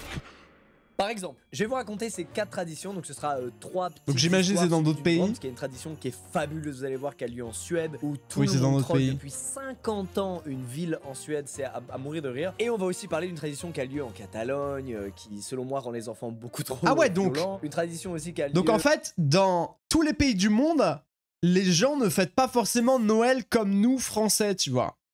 Ils font vraiment plein d'autres activités où ça se trouve... Il y en a, ils disent ouais, c'est la dinde, c'est le foie gras, tout ça. Ça se trouve dans les autres pays, c'est pas du tout ça, ça n'a rien à voir en fait. Ça va être marrant. Putain, je savais pas que c'était si opposé dans les autres pays. Je me doute qu'il y avait forcément des trucs opposés, mais je pensais pas qu'il y avait autant de pays où il y avait des différences comme ça. Et bah, je suis très curieux là. Au Pays de Galles et qui est méga badante. Je pense que ça a dû traumatiser globalement tous les enfants du pays. Bref, je vais vous parler de tout ça, vous allez voir, ça va nous mettre dans l'esprit de Noël. Pas tant que ça en fait, finalement. Mais avant de passer à ces traditions, j'ai une autre tradition à faire. Celle... Non, moi je suis pas sponsor, donc non. Vous connaissez... Non. Qui a chez nous. Ok. À l'histoire. Direction l'Autriche pour une tradition qui ressemble à ce qu'il y a chez nous, qui s'appelle le père fouettard. En vrai, j'ai jamais trop compris ce que c'était, genre je connais le nom, mais qu'est-ce que c'est? Pas la moindre idée. Et c'est normal, puisqu'apparemment en France, c'est surtout en Alsace que les gens font ça. En gros, c'est un truc qui se passe au début des fêtes et c'est pour faire peur aux enfants qui n'ont pas été sages. En vrai, ça reste une tradition mignonne où à la fin, les enfants gagnent des bonbons, etc. C'est pas le pire truc. Alors que la version autrichienne... Oh, en vrai, c'est un petit peu... Ça dépend, hein. Ça peut être un peu traumatisant pour les gosses, hein. Parce que si par exemple, les parents ont envie que ton enfant soit un peu plus cadré et tu dis attention, le père fouettard, il va venir le père fouettard, hein. Là, t'auras pas le Père Noël qui va t'offrir des cadeaux. Là, tu vas te faire fouetter, le père fouettard. Donc tu vas te faire défoncer, quoi. Je pense pas que ça... C'est tout beau tout rose, tu vois. Je pense que ça a quand même un peu traumatisé des gosses, quoi. Parce que quand t'es gosse, quand même, on te dit que tu vas te faire gronder par le père fouettard. Je dis ça, je dis rien. Hein. Vous me direz, vous, les gens. Mais je pense pas que c'est en mode haha, tranquille. Je vais me faire engueuler par le père fouettard, pas de soucis. Le père fouettard. Qui s'appelle déjà le Krampus. Déjà j'ai peur là, j'imagine que vous aussi ça vous fait déjà peur et c'est normal puisque le Krampus c'est une putain de créature mi-démon, mi-chèvre qui ressemble à ça. Ah oui, tout de Ils ont suite. pété les plombs, les Ouais. Autrichiens. Mais non, vous ne rêvez pas, c'est bien une Tout de tradition suite de Noël, plus mais ça flippant, ne là. s'arrête pas là. Attendez, le meilleur est à venir. La tradition, c'est que des gars déguisés en mi-démon, mi-chèvre terrifiante et armés de chaînes vont défiler dans les rues pour faire peur aux enfants. Et qu'en plus de leur faire peur, ils vont s'accorder le droit de fouetter ceux qui Mais ne non. trouvent pas sages. Je suis extrêmement sérieux, regardez-moi cette merde. Et hop là, je te fouette pour rien. Et pour ne rien arranger, la tradition dit que... Non mais frérot, c'est pas possible, ils aiment pas les enfants, c'est pas possible. La tradition dit que chaque adulte qui a envie de se déguiser en Krampus et de foutre le bordel peut le faire. Et vu qu'on est en Autriche... Mais attends, mais les parents sont méga sadiques. Parce qu'à aucun moment, il y a un enfant qui voudra aller voir ça. Les enfants, justement, ils flippent. Ils se disent, oh non, putain, je veux pas les voir, je veux pas les voir, je veux pas les voir. Mais ça veut dire que c'est les parents qui disent, hé, regarde ce qui va t'arriver si t'es un mauvais petit garçon, une mauvaise petite fille. Regarde, c'est eux les pères fouettards, ils vont te fouetter. Oh waouh. Mais c'est méga, mais ils sont fous les parents là. Nos adultes démoniaques, très souvent, quand ils se déguisent et tout, en plus de ça, ils boivent. C'est une autre tradition autrichienne, ça. Et donc, ça part un peu en couille. Ils font encore plus peur que prévu. La règle, c'est si tu les vois, cours. À tel point que depuis les années 50, il y a pas mal de crèches du pays qui se plaignent étonnamment de cette tradition, qui disent venez les gars, on arrête le délire du Krampus parce que ça fait quand même vraiment peur aux enfants là. Tu Mais m'étonnes. écoutez, malgré tout, la tradition persiste. Alors force à nos amis autrichiens Ah ouais. qui, durant leur enfance, se sont pris des 3v1 par des chèvres démoniaques. C'est fabuleux. Quand je tombais sur cette tradition, je me suis dit bon, c'est sûr, c'est les restes. Mais c'est des traditions malades, d'il y a les parents. plusieurs siècles, ça n'a aucun sens, il y a que. Non, j'ai découvert un truc sur le Pays de Galles. Alors déjà, je dois vous dire que c'est une tradition qui est de moins en moins populaire et vous allez très vite comprendre pourquoi. Pendant les fêtes là-bas, ils célèbrent la Marie-Louise, qui veut dire Sainte Vierge. Alors jusque-là, ça colle avec Noël, mais comment se manifeste donc cette Sainte Vierge? Eh bien, elle se manifeste en faisant porter à un gars un crâne de cheval mort dans un grand drap blanc. Qu'on peut décorer un petit peu. Et donc notre cheval est censé représenter la Vierge. Alors j'ai pas trop compris le rapport entre les deux, mais bon ok. Et il est accompagné de son maître. Attendez, il y a un petit jeu RP. C'est malsain jusqu'au bout. Ensemble, cheval et maître vont donc toquer de maison en maison, puis chanter une petite chanson censée convaincre les hôtes de les accueillir chez eux. Ah mais moi j'ouvre pas hein. Mais c'est des malades. Et pas con, la tradition dit que si on a le courage d'accueillir ce gars... J'ai juré. Je vois ça à travers l'opercule là où je sais pas quoi, le trou de la porte. Mais c'est ciao mon poteau. Je fais comme s'il y avait personne à la maison, j'éteins toutes les lumières et je fais non, y a personne. Partez, je n'existe pas. What the fuck. Terrifiant. Oh, ça doit faire tellement rempli de joie flipper. et de chance. Ils sont fous. Mais pour rajouter un peu de suspense, le jeu, c'est de recaler le cheval en chanson. En plus de faire peur, le truc devient cringe, c'est spectaculaire. On est sur une perf. Ça donne un truc qui ressemble à un mec qui sonne, t'ouvres, il y a un crâne de cheval mort collé à ta gueule, et un mec qui fait oh oh oh, on vient chez toi, s'il te plaît. Et toi, en plus d'être choqué parce que t'as sous les yeux, tu dois répondre en chantant. Peut-être pas ce soir, les frérots, j'ai un truc à faire. Mais face à ça, le cheval et son maître, ils vont répondre en chanson. Et en fait, c'est une bataille d'arguments. Ça veut dire que quand t'as plus aucun argument, bah t'es obligé de laisser Oh, y en a, rentrer ils le cheval et son ouvrent. maître. Et en plus de ça, tu dois leur servir de la bière et à bouffer. Mais c'est pas Oh waouh. Les Quand profiteurs. le cheval rentre chez toi, son but c'est pas juste de boire ta bière et de manger ta bouffe, c'est de terrifier tes enfants, évidemment. Le cheval doit tout faire pour les faire flipper pendant que son maître tente de le retenir. Écoutez, amis autrichiens et gallois, je pense que si vous n'aimez pas les enfants, la meilleure solution c'est juste d'arrêter d'en faire. Voilà, y a pas besoin de mettre des trucs bizarres en place comme ça pour leur niquer leur vie. Bon, ceci dit, j'ai rien trouvé de pire que ça. Peut-être ça existe, mais j'ai pas trouvé. Mais je trouve que là, les deux là, on est déjà sur un niveau olympique. hein. J'avoue. La chèvre démoniaque. Le cheval mort. J'avoue. Bon, mais c'est pas tout. Il y en a une autre qui a attiré mon attention qui est très drôle, qui se passe en Catalogne et qui s'appelle la bûche qui chie. Non, alors ça c'est le nom que moi je lui donne, mais vous allez comprendre dans un instant. En réalité, la tradition s'appelle Tio de Nadal, qui veut dire bûche de Noël. On parle d'une bûche qui n'est pas celle que tu manges en dessert. En effet, il s'agit d'une bûche toute mignonne qu'il faut en hiver recouvrir d'une couverture. Sinon elle a froid, hein, la pauvre bûche. Et pendant ce temps, les parents vont la nourrir de cadeaux qu'ils vont dissimuler sous la couverture tout au long du mois de décembre. Et à la fin du mois de décembre, les enfants remportent les cadeaux de la bûche toute mignonne. J'ai rien Ouais. fumé, je vous jure, j'ai rien fumé. La question est la suivante, que se passe-t-il pour que les enfants récupèrent les cadeaux que la bûche a digérés pendant tout le mois de décembre? Eh bien, en la tabassant à coups de bâton. Mais c'est une piñata. Attendez, ils sont en train de chanter là en même temps, je suis pas en train de rêver. Attendez, j'active l'IA qui permet de sous-titrer en temps réel. Ok.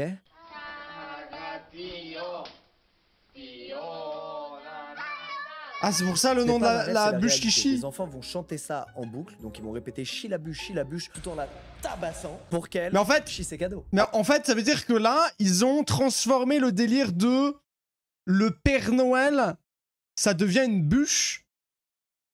Et donc du coup, si les enfants veulent un maximum de cadeaux, au lieu de faire une petite liste pour le Père Noël, c'est « Donne-moi des cadeaux, sale bûche de merde !» Et comme ça, elles peuvent espérer avoir des cadeaux.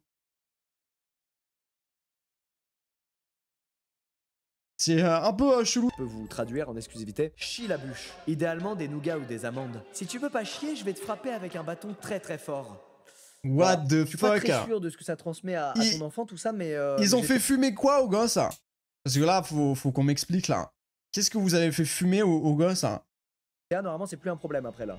Le pire, c'est que j'ai un peu envie de la faire celle-ci. En fait, humaniser un objet, ça m'a toujours fait rire. Donc, mettre une petite couverture à ma bûche et lui servir un petit thé. Oh, ma petite bûche. Je vous le dis, ça me fait rire. J'ai envie de lui foutre des cadeaux sous la couverture là. Alors, on va parler d'une longue et grosse tradition qui a lieu dans une petite ville suédoise qui s'appelle Gavle. Ce qui est génial dans cette histoire, c'est que cette tradition, elle devait être genre belle et innocente. Elle devait être remplie de magie de Noël. Et il s'est passé tout l'inverse pendant des décennies. Vous allez voir, vous allez adorer les humains après cette histoire. Alors, pour vous donner un peu de contexte, en Suède, ils ont un symbole de Noël que nous on n'a pas, c'est le bouc de Yule. Ça vient d'anciennes traditions nordiques, ils ont mixé ça avec Noël et depuis c'est resté. Donc chez eux c'est normal de faire rider le Père Noël sur un bouc. Voilà, il y a pas de traîneau magique avec des cerfs et tout, non c'est un bouc. C'est sa monture d'en haut, il est passé level 20, il a mis 200 PO, let's go. Ce qui va être fascinant maintenant, c'est la malchance perpétuelle de cette tradition qui a un lien avec ce fameux bouc de Yule. Tout commence en 1966 quand un consultant du nom de Stig Gavlen va avoir une mission. Désolé, j'ai pas trouvé de photo jeune de lui, donc imaginez-le jeune en 66. Ah, on va mettre un petit coup de face-up, hop là.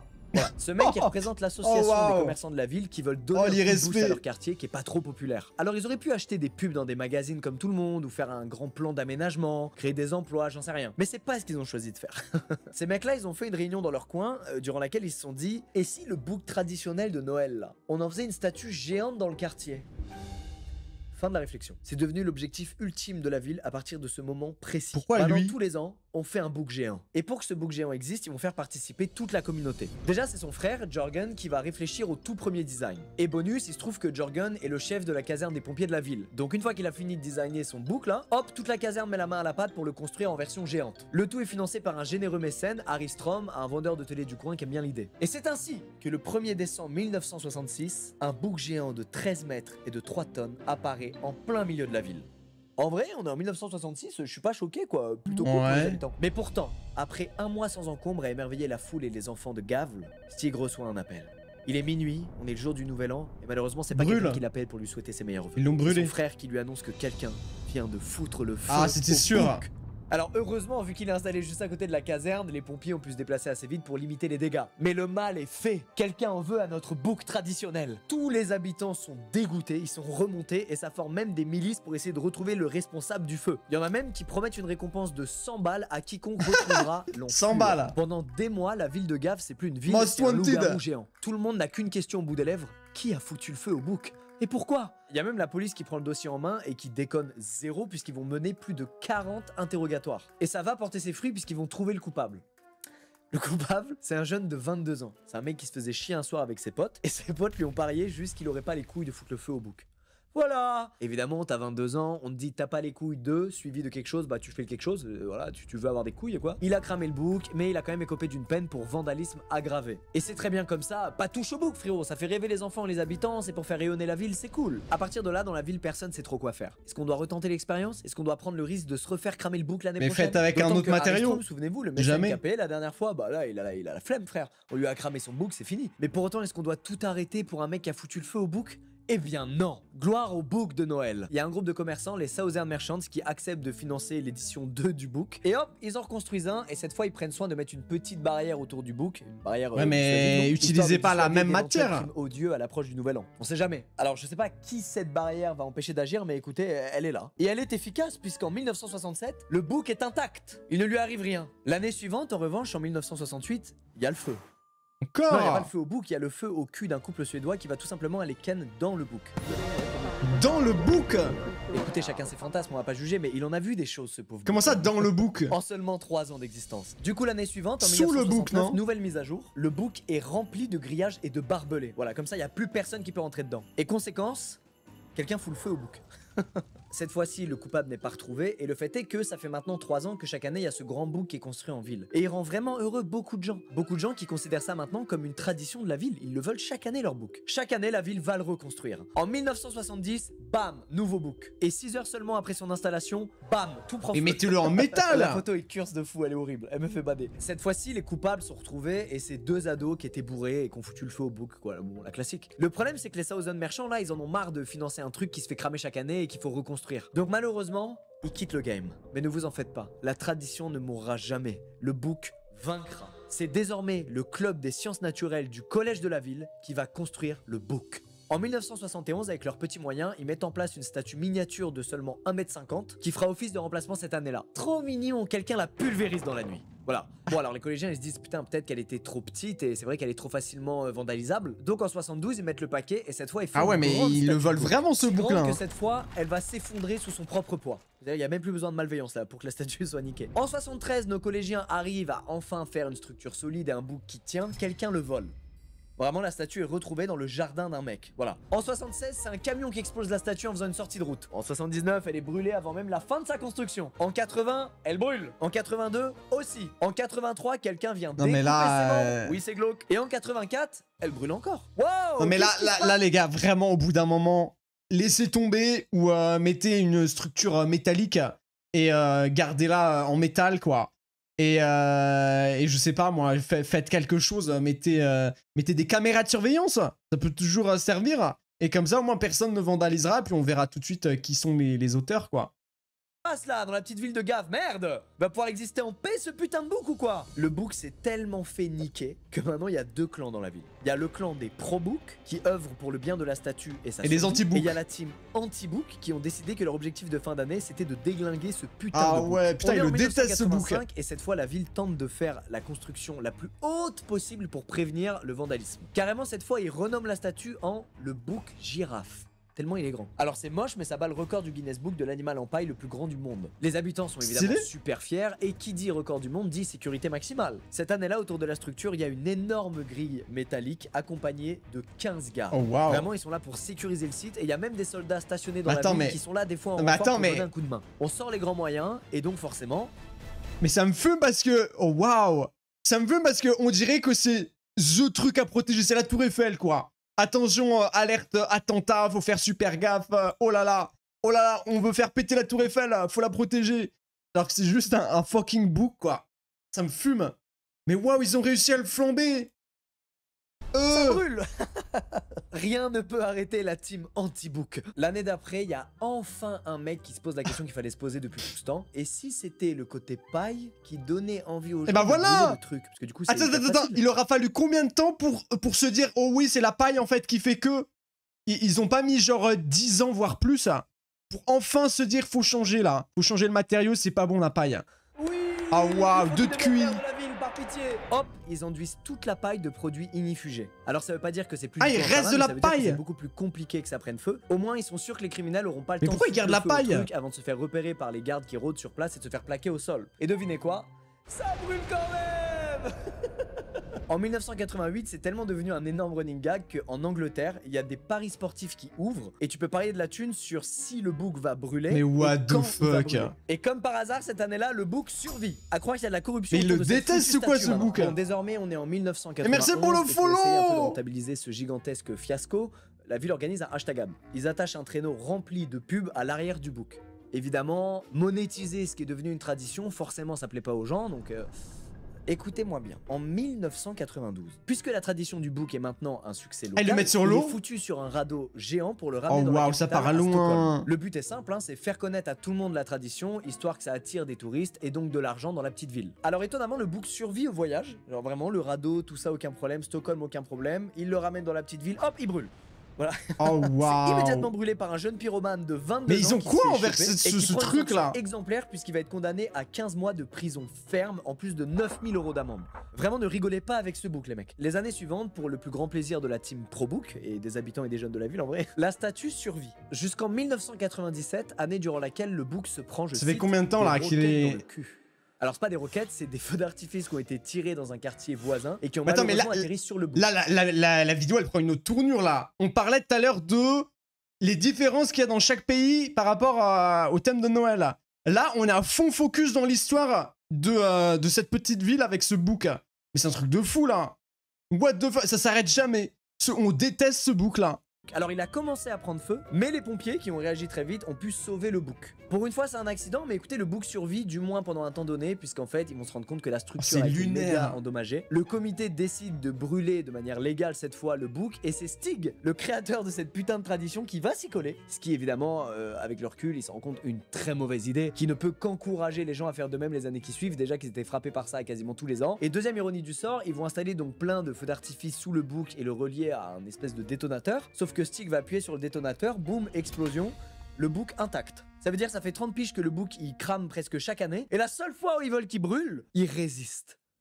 Ils sont maudits, ils sont maudits. En 1999, la team Pro. Oh, c'est mon année de naissance! C'est désormais toute la ville qui est invitée à veiller sur le bouc. Il y a plus de 100 personnes qui vont se porter volontaires et guetter jour et nuit sur le moindre pyromane. Tout doit se dérouler à merveille, la statue devant être inaugurée le 10 décembre. Avec un petit speech du maire, un feu d'artifice, tout ça, quelqu'un crame le bouc la veille. Dites-vous que cette tradition, elle fait tellement de bruit, enfin cette tradition, en fait, ça me fume parce qu'ils arrivent pas à apprendre de leurs erreurs. À aucun moment, ils se disent, allez, là, on change vraiment toute la structure. On la met en j'en sais rien, moi, en titane, je dis de la merde. Hein. Mais genre, arrêtez avec la paille, quoi. Qu'est-ce qu'ils ont avec la paille? Tant qu'il y aura de la paille, ça continuera. J'espère que là, il va dire qu'ils ont changé, enfin, le matériau, là. J'espère. Le bouc crame hein, chaque année. Pour moi, c'est plus ça la tradition. L'année suivante, c'est pas un Suédois qui va faire cramer le bouc, c'est un Américain. Il y a un touriste américain qui va venir dans la ville, il a entendu parler de l'histoire, juste pour cramer le bouc. Sauf que lui, il pensait que c'était ça la tradition, cramer le bouc. Donc quand il se fait arrêter par les flics, il leur explique, il leur dit, mais les gars, moi j'ai un pote suédois qui m'a parlé de ça, je croyais bien faire, je croyais que c'était un peu vous rendre dommage de faire ça, je savais pas que c'était illégal. Et le mec va se prendre 18 jours aussi de connu que ça dans le monde. $10 d'amende. Et c'en est assez pour la team Pro Book. Maintenant que la technologie a évolué, ils vont donc mettre au point un système de webcam live. C'est ce que j'ai dit tout à l'heure. Si quelqu'un se ramène pour vandaliser la statue, eh bien on aura une preuve vidéo et ce sera beaucoup plus simple de retrouver le mec. Écoutez-moi bien, c'est très simple, le site se fait hacker et les hackers affichent en continu à l'écran Bring Book Javel, qui veut dire brûler ce putain de bouc. Mais et devinez quoi? mais ça part aussi loin. Mais c'est quoi cette mascarade là? Non mais c'est quoi? Non mais c'est bon, on a compris, vous détestez ce bouc, mais qu'est-ce que vous avez là? Mais laissez-le tranquille, laissez-le vivre, ce petit bouc là. Il a encore brûlé. Mais ils sont malades.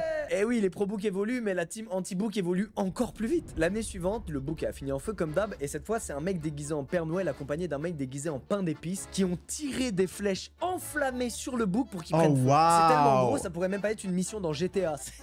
En 2007, bah, il a brûlé. Bon alors le mec s'est fait arrêter et continue de clamer son innocence malgré le fait qu'il était habillé comme sur la vidéo. Il était recouvert de cendres et il puait la paille brûlée. Bon ça fait beaucoup, mais bon après on peut être au mauvais endroit au mauvais moment, c'est possible. À partir de 2009, c'est simple, cette tradition, on dirait que ça devient une guerre entre jusqu'en les 2009 services secrets de deux pays. Les gens sont fous. Voilà, par exemple il y a le réseau de caméras qui se fait hacker pendant qu'en même moment, un mec vient sur le terrain et fout le feu au truc. Maintenant il y a plusieurs unités qui bossent sur le projet et qui se synchronisent. L'année suivante, il y a deux hommes mystérieux qui se ramènent et qui essaient de corrompre un garde avec une enveloppe de 4500 €. Et ces mecs voulaient apparemment venir en hélicoptère voler la statue et la ramener dans un hangar à Stockholm. Les types voulaient donc kidnapper le bouc par hélicoptère. Mais tout ça rend année après année la statue et la tradition encore plus légendaire. À tel point qu'en 2012, regardez le monde qu'il y avait à l'inauguration de la statue, qui pour autant a brûlé. Évidemment, on est en 2016. Et attention, c'est une année importante puisque... Mais là, c'est récent, là. La tradition, c'est les 50 ans du bouc. Alors cette fois, plus que jamais, on veut pas d'accro. Eh bien, rassurez-vous, plus que jamais, les organisateurs ont confiance. Même si sur cette photo de... Non, mais ça va continuer, en fait. Je regarde un homme très inquiet. Plus que jamais même. Cette année-là, le bouc a en effet été recouvert d'un tout nouveau produit inifugé. Et ils sont tellement sereins que là, carrément, ils retirent les gardes. Mais putain, les 50 ans quand même. Allez, on en reconstruit une plus petite là. Mais quand même, c'est les 50 ans. Vous ne rêvez pas, quelqu'un vient littéralement de dégommer la statue de remplacement en lui roulant dessus avec son SUV. Évidemment, la police est convaincue que c'était un acte délibéré puisque le conducteur n'a fait aucun effort mais c'est pour essayer lunaire. la statue après avoir perdu le contrôle de son véhicule soi-disant. Et en plus de ça, le mec a pris la fuite et malgré les caméras, il a jamais été retrouvé. Oh, quel salaud quand même. Bon, en tout cas, à partir de 2016, c'en est trop. Ils en peuvent plus. Maintenant, c'est double couche de barrière, des gardes 24 h sur 24, 7 jours sur 7, des patrouilles cynophiles, des caméras additionnelles. Et ils reconfigurent tout le site pour y mettre plein de bandes de taxis, histoire qu'il y ait tout le temps du monde autour de la statue. Comme ça, s'il y a un petit malin qui arrive et qui est mal intentionné, hop, il est repéré. Et les forces de l'ordre ou les pompiers sont prévenus rapidement. Et après 50 ans d'échecs, le bouc finit enfin par survivre. Sauf en 2021. Mais 17, 18, 19, 20, 22, ça a survécu, donc c'est bon. En tout cas, j'aime énormément le fait que les Suédois soient des putains de trolls et qu'ils aiment le drama au point d'aller même en prison pour ça. Il y a un mec qui a pris 15 mois quand même. Hein. Ils savent que c'est pas légal de saboter le book. La ville d'ailleurs le dit très clairement. Hein. C'est si vous faites ça, vous vous exposez à des peines vénères. Mais les Suédois, ces bons kiffeurs, ils y vont quand même. Il faut perpétuer le brûlage du book. Mais écoutez, la tradition a porté ses fruits. On parle d'une petite ville de 70 000 habitants et pour autant maintenant en Suède, tout le monde la connaît. Et le tourisme s'est pas mal développé. Il y a eu l'ouverture notamment de nouveaux hôtels, nouveaux restaurants. Donc ce book maudit, finalement, il a plutôt bien réussi sa mission. En tout cas, il a survécu l'année dernière, en 2022. Ça l'a fait connaître un peu dans le monde entier, incroyable. Il y a même un timer hein, sur leur site officiel. Écoutez, je souhaite le meilleur à ce book, mais je dois dire que je suis anti-book. Voilà. Ce running gag me fait tellement rire, c'est tellement des trolls, je trouve ça fantastique. En même temps, je suis content quand il survit et je suis content quand il se fait cramer le cul. C'est bizarre. Hein. Le plus fou, c'est quand même ceux qui veulent voler le book. Genre, c'est devenu un tel emblème, c'est hilarant. Voilà, en tout cas, c'est la fin de cette vidéo. Ils ont ça à foutre de leur vie. Bizarre de Noël. Merci à vous de l'avoir regardé. Merci encore à Rhino Shield d'avoir sponsorisé. Il est maintenant temps d'acheter les cadeaux de Noël. Bonne chance à vous. Et de tomber malade pour ceux qui sont pas encore tombés malades. A très vite mes squeezos. Oh, waouh. C'était lunaire. Hein. Je m'attendais pas les gens à ce que la vidéo parte autant en couille là. Oh waouh. Mais attends, mais du coup là, en 2023, il va se passer quoi? Mais justement, là, vous savez ce que je voulais faire là? Je voulais justement regarder... Parce que du coup, ils ont mis des caméras de surveillance. Comment on fait pour aller sur le site de la ville et voir la structure en direct? Il y a forcément ça. Comment on fait? Faut taper quoi? Je vous jure, je suis trop curieux là. J'ai envie de faire une enquête, ça y est. Attends, je vais taper book enflammé. Je trouve pas. Si jamais vous arrivez à trouver les gens... Envoyez-moi là, je veux trop voir ce qui se passe en direct là. Je veux voir la gueule du truc, est-ce qu'il a survécu? Là il ressemble à quoi? Qu'est-ce qui se passe en ce moment même là, pendant qu'on est en live? Ce serait incroyable de voir ça là. En direct hein. Ce serait génial là. Mais là je le trouve pas là. N'hésitez pas. Si vous l'avez trouvé, vous me dites les gens. Bon, en tout cas la vidéo, encore une fois, je m'attendais pas à ce qu'elle parte dans une tournure comme ça. C'était atypique, je dirais. C'est le mot un peu... qui correspond le mieux. Très atypique. Je m'attendais pas à ça. Qu'est-ce qu'ils en veulent à ce fucking book? Je pense en vrai que c'est juste que... Ils ont fait un book. Il y en a, ils ont fait la fête. Au départ, ça devait partir dans un délire de... Ils voulaient le brûler, histoire de rigoler, tu vois. Et plus les années avançaient, plus à chaque fois, il y avait cette histoire du book qui brûle. Que c'est devenu un peu une tradition. Et donc du coup, pour les gens... Ils se sont mis dans leur crâne pour avoir un bon Noël, il faut brûler le book. Et donc du coup, il y avait l'autre team qui disait non mais frérot, le book ça représente Noël, faut garder le book. Et donc, plus les années sont passées et plus il y a eu ces deux camps quoi. C'est waouh, c'est vraiment très très particulier là. Le pauvre book. Mais ça veut dire, mais en fait c'est très drôle parce que après toutes ces années là, je sais pas ça fait depuis combien de temps, je sais même plus la date. Ça se trouve, ça fait 30 ans que le book il est là. Même plus, non, ça fait plus que 30 ans. Ça fait peut-être 40 ou 50 ans. Le book il est là. Ils ont même pas changé la structure. Ils l'ont gardé tel quel. C'est un truc de fou. Jamais ils se sont remis en question du... Faudrait peut-être qu'on change un truc. Faudrait peut-être qu'on le mette ailleurs, qu'on fasse ci, qu'on fasse ça. Comme j'ai dit tout à l'heure, qu'on mette du métal, qu'on mette du je sais pas quoi. Non, ils se sont dit tiens. Mais après, est-ce que c'est pas voulu de la part de la ville? Est-ce que c'est pas voulu qu'ils fassent justement exprès de mettre de la paille? Parce qu'ils savent que justement, on l'a vu là, ça attire du monde, ça attire des visiteurs dans le monde entier. Parce que du coup, ils ont connu cette histoire-là. Et donc pour eux, c'est devenu un peu une tradition, quoi. Et peut-être que justement, ils en jouent. Ils font exprès de dire, ok, on va laisser le book...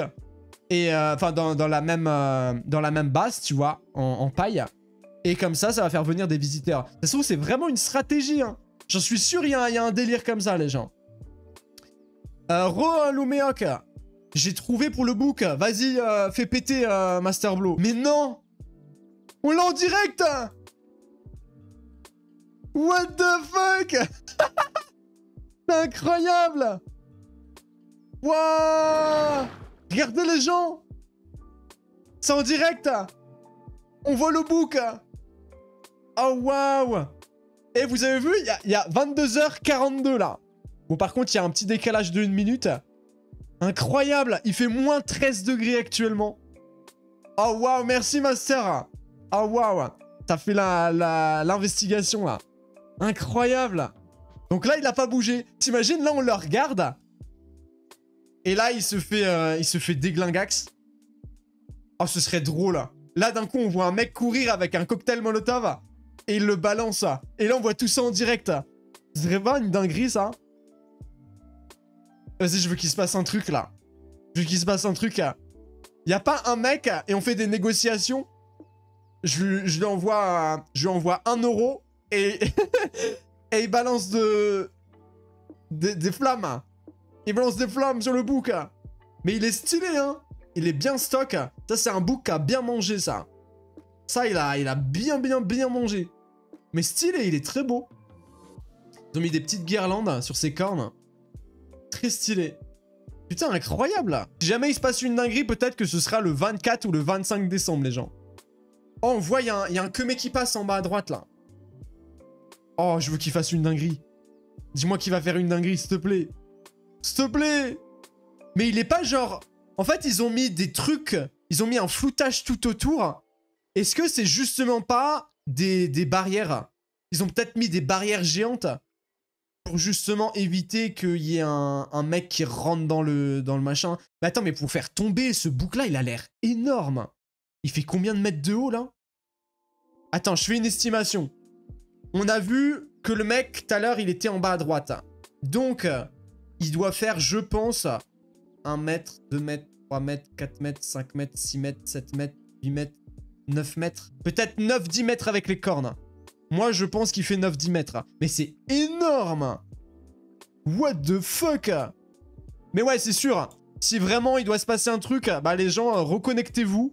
Allez regarder sur YouTube en direct cette chaîne YouTube là. Et on va voir s'il prend feu. Ce serait incroyable. Et tenez-moi au courant. Hein. S'il y en a, ils checkent ça, le 24 ou le 25 là. Et ils voient le bouc en feu. Tenez-moi au courant, dites-le moi. On ira peut-être le regarder en rediffusion. J'ai trop envie. J'ai trop envie de voir. Hein. Vous pensez qu'il va brûler cette année? Il va brûler ou pas ce petit bouc? Les gens, go pour du coup le dernier... du moins la dernière reaction. Du coup sur Sab, on finit avec Sab les gens et après je vous lâche ici pour ce soir. Je pense qu'en soi on va pas continuer à faire 1000 vidéos. On va pas abuser non plus. Donc... la véritable histoire de Baby Shark. Oh là là, j'ai peur de mettre la musique. Parce que ça va rentrer dans la tête. Hein. Vous allez plus vous en défaire, hein. Faites gaffe. Hein. Je vous préviens tout de suite. Ça va être horrible. Ça va être horrible. Vous êtes prêts? Oh là là, je l'ai déjà dans la tête alors qu'il a même pas commencé à mettre la musique. Bonjour à tous. Il nous reste plein d'histoires d'artistes qui ont impacté la culture musicale. Mais il y a aussi des histoires improbables et Baby Shark en fait partie. Je sais, c'est pas la musique auquelle tu t'attends forcément. La mets pas. On va s'arrêter 15 minutes sur la chanson aux 13 milliards de vues. Il y a pas mal d'anecdotes 13 milliards!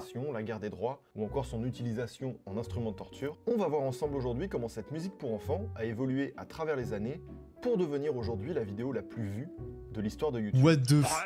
les enfants! Oui, capitaine! J'ai pas entendu! Oui, capitaine! C'est parti, voici la véritable histoire de Baby Shark. Non! Aïe, aïe, aïe, aïe, je veux pas écouter cette merde. Je veux pas écouter cette merde. Aïe, aïe, aïe, aïe, aïe, aïe, aïe, aïe. Déjà, il faut savoir que la version qu'on connaît aujourd'hui est loin d'être la version originale. Oui, ça, je sais ça.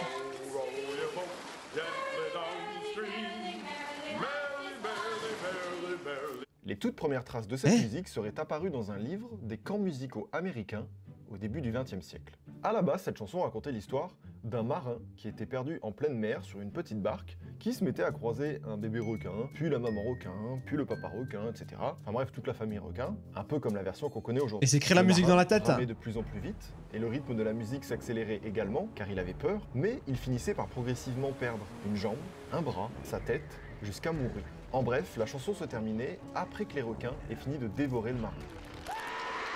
Et là, autant vous dire qu'on est vraiment loin du Baby Shark qu'on connaît. Mais cette musique a quand même comme identité de base d'être quand même accessible, plutôt simple et compréhensible du plus grand nombre, quoi. Ce que je veux dire par là, c'est que les paroles se répètent, t'as pas besoin d'instruments pour pouvoir la chanter, et donc du coup c'est parfait pour les enfants, tu peux le chanter n'importe où. Donc les camps pour enfants, les scouts, ce genre de choses. Les années passent, et après quelques chants autour du feu, on s'aperçoit que la musique évolue. Dans les années 80, on entend une nouvelle version de la chanson.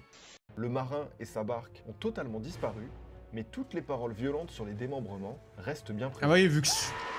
Bon, vous m'avez compris. Vu qu'il faut que ça soit une musique tout public. C'est pas le truc le plus gai pour des enfants. Le requin bouffe ton estomac, tu te fais démembrer. Non, tu vois, c'est pas le truc que tu chantes. Pourtant, c'est ce qui se passe. Et cette nouvelle version va devenir très populaire. Au point de tourner dans les cours de récré, voilà, les enfants la chantent, etc. On n'est pas encore au succès qu'on connaît tous, et on est très loin d'imaginer que 40 ans plus tard, ça deviendrait ce que c'est devenu. Mais attends, Avec l'arrivée d'Internet... Mais qu'est-ce qui a fait que cette musique soit autant écoutée, en fait? Je comprends pas le délire. Genre, ça part de un queumé qui était en bateau, il l'a répété à quelqu'un, qui l'a répété à quelqu'un, qui l'a répété à quelqu'un, et genre, elle était tellement bien que tout le monde a commencé à la chanter. C'est quoi cette dinguerie, là? Et après, ils l'ont transformée. Pourquoi l'avoir transformée? Elle est si bien que ça, la musique? Mais what the fuck? Notamment de YouTube, les chansons pour enfants vont Oh connaître waouh, l'ancien YouTube. jusqu'à même apparaître dans les classements des meilleures ventes de singles. En France, on connaît des succès similaires comme Baby Lily, Oh là là, René la taupe, etc. Mais Baby Shark va suivre... Eh, Crazy Frog, j'avais quasiment tous les CD de Crazy Frog. Dites-vous que j'avais quasi tous les gens. Je crois qu'il m'en manquait peut-être un. J'avais tout. J'avais tout, c'était une dinguerie, quoi. Oh là, la grenouille aux zizi, là. Pete Vigeant, un animateur de colonie de vacances, va apprendre de la part d'une fillette de 6 ans la version des années 80 de Baby Shark. En 2004, il attrape sa caméra et commence à enregistrer toutes les chansons de camp qu'il connaissait pour les diffuser sur la plateforme Google Video, qui à l'époque était un peu... Ah, c'est pas... Bah oui, c'est parti des scouts. Parce que du coup, il y avait un mec qui était en bateau. Il s'est passé ce qui s'est passé, il a fait la musique. Donc du coup, il l'a raconté à quelqu'un. Et vu que ça fait un peu scout, parce que du coup, tu dois te démerder par toi-même, t'es dans ton bateau, tu vas faire ci, tu vas faire ça. Et bah du coup, ça s'est répété de scout en scout. Et donc du coup, petit à petit, vu qu'il y avait des jeunes, ils ont enlevé tout ce qui était trash. Concurrent de YouTube. D'ailleurs, c'est horrible, mais je crois que j'ai des flashs de moi qui cherchent des trucs sur Google et qui tombent sur des liens Google Vidéo. Enfin bref, ça m'a fait un choc mental. Et notre bon vieux Pete va publier des centaines de comptines pour que les gosses puissent les retrouver. Et en 2008, Baby Shark apparaît sur Internet.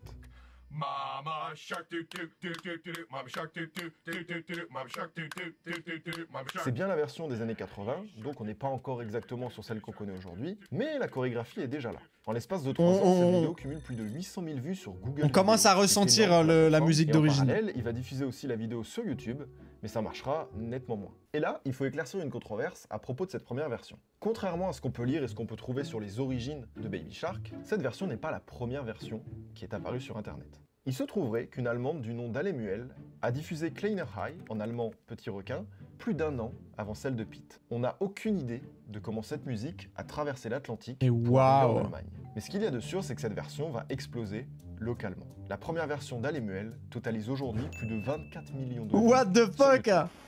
Baby Hai, dum dum, baby Hai, dum. Non mais là ils ont des problèmes là les gens. Là ils ont des problèmes. De boire un grand verre d'eau parce que...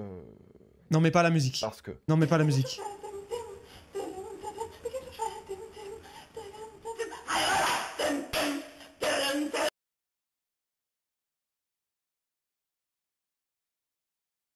Oh waouh, j'ai du cringe là. J'ai du cringe. Je suis pas bien là. Oh, je vous jure, j'ai les poils qui se hissent. Je sais pas si vous pouvez le voir. Non, non, c'est impossible que vous pouvez le voir. J'ai les poils qui se hissent. Faut que je passe la séquence. Je suis désolé. Hein. Sag mal, bewusstseinserweiternde Stoffe können da auch im Spiel gewesen sein. Nein, ich war völlig nüchtern. Wirklich, ich verspreche, es war völlig nüchtern. Et bah ça, c'est devenu viral. Et face à cet engouement, le label de musique EMI va acheter les droits... Elle était sobre, elle était sobre. Et en faire une version électro. Baby Hai, baby Hai. Tout dans cette vidéo ressemble à une vanne. J'en suis bien conscient, mais l'histoire est telle qu'elle est. Cette reprise n'est plus seulement une musique pour enfants. Elle vise désormais un public plus large et c'est ce qui va notamment lui permettre de connaître un succès sur l'ensemble du continent européen en étant diffusée en club, en festival, etc.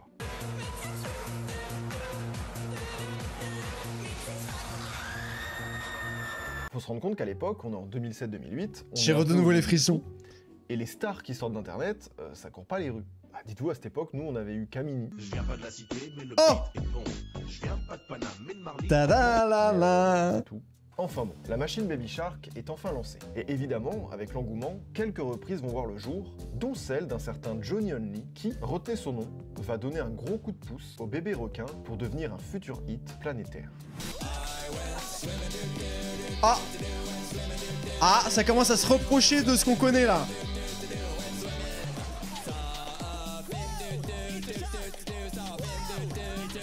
Et pourquoi ils sont tous cringe?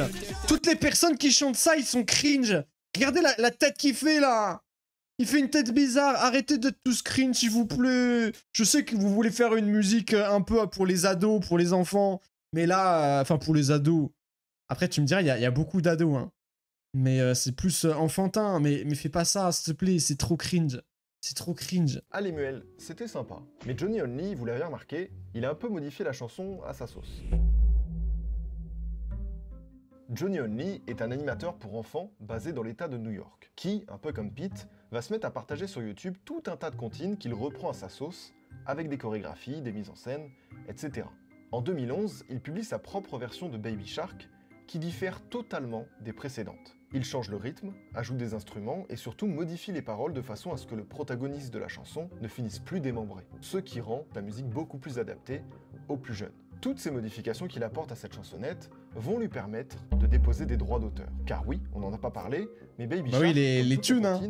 est dans le domaine public. Évidemment. N'importe qui peut les utiliser sans risquer d'être conduit devant la justice. Les tunes. Mais là, dans le cas de Johnny ou même de la chanteuse allemande, les modifications sont assez importantes pour considérer que c'est une création et non une reprise. Et ce détail va avoir une importance dans la suite. Alors, la version de Johnny Only va pas avoir de succès de ouf, mais par contre, elle va fortement influencer la version qu'on connaît et qui cumule 13 milliards de vues sur Aïe, YouTube. aïe, aïe, aïe, On aïe. y vient. Tout part de Smart Study, une société de médias coréens qui, comme Johnny ou Pete, va publier un certain nombre de comptines pour enfants sur YouTube via leur chaîne Pinkfong. La toute première vidéo de Baby Shark sur la chaîne coréenne apparaît en 2015. Cette fois-ci, ce n'est plus un adulte qui chante, mais des enfants, et la chorégraphie est remplacée par des dessins d'animation mettant en scène une famille de requins. Ah, je veux pas écouter. Ah Babybel. Voilà, Babybel. Je veux pas. Je veux pas. Elle va rentrer dans ma tête et elle va plus me laisser tranquille. Et des réseaux sociaux, jusqu'à atteindre une popularité folle, notamment en Asie. En l'espace de 3 ans, la vidéo atteindra plus de 130 Putain, il la met quand même. 130 millions de vues, c'est pas mal, mais Smart Study ne va pas s'arrêter là. En 2016, ils vont publier une autre version de Baby Shark, où cette fois-ci c'est un clip où ce sont des enfants qui reprennent la chorégraphie originale. Et donc ça va traîner sur TikTok et après ça va faire encore plus de buzz quoi. Quoi, même dans les boîtes? What the fuck? En Asie, en Europe, aux USA, bref. Quoi? Vous avez vu la mamie? Vous avez vu la mamie? What the fuck? Non, c'est pas possible là.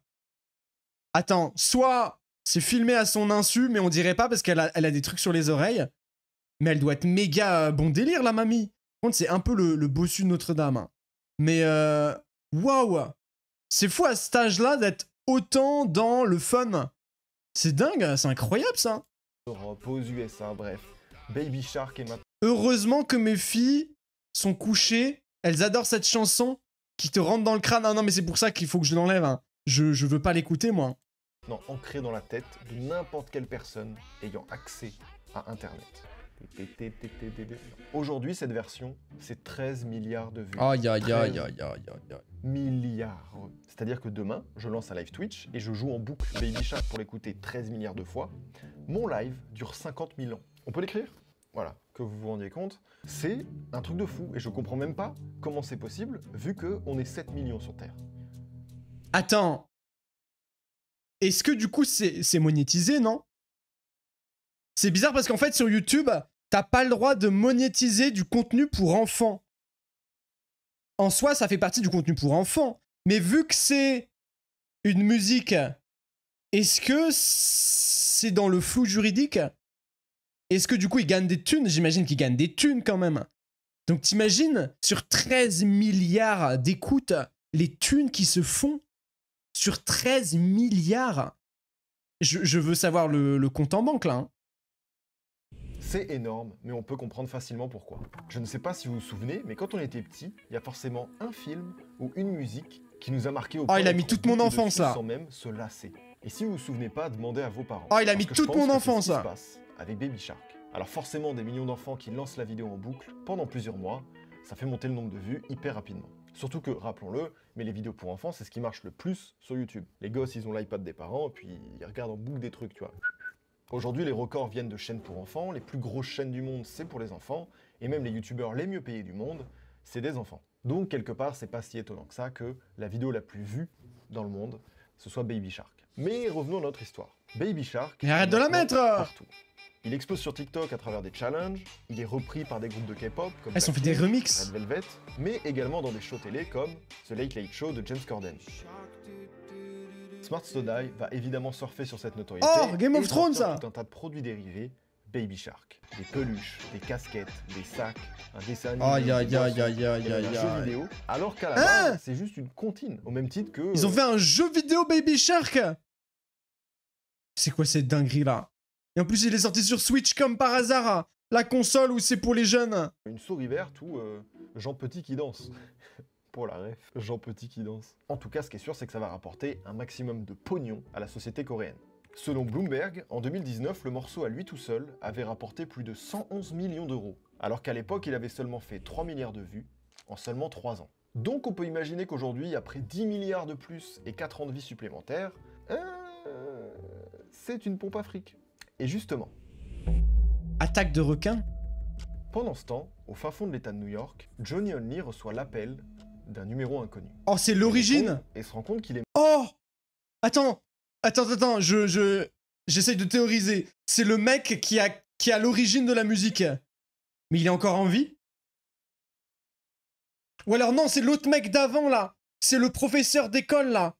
Oh oui, 100% c'est ça. C'est le professeur d'école, entre guillemets, là, qu'on a vu tout à l'heure, qui était un peu cringe. C'est lui qui l'appelle pour dire « Hey, c'est ma musique, vous avez repris ma musique. Et j'avais mis des droits. » Mais oui, 100% c'est lui. Parce qu'on a vu tout à l'heure, il a mis des droits d'auteur dessus, sur cette musique-là.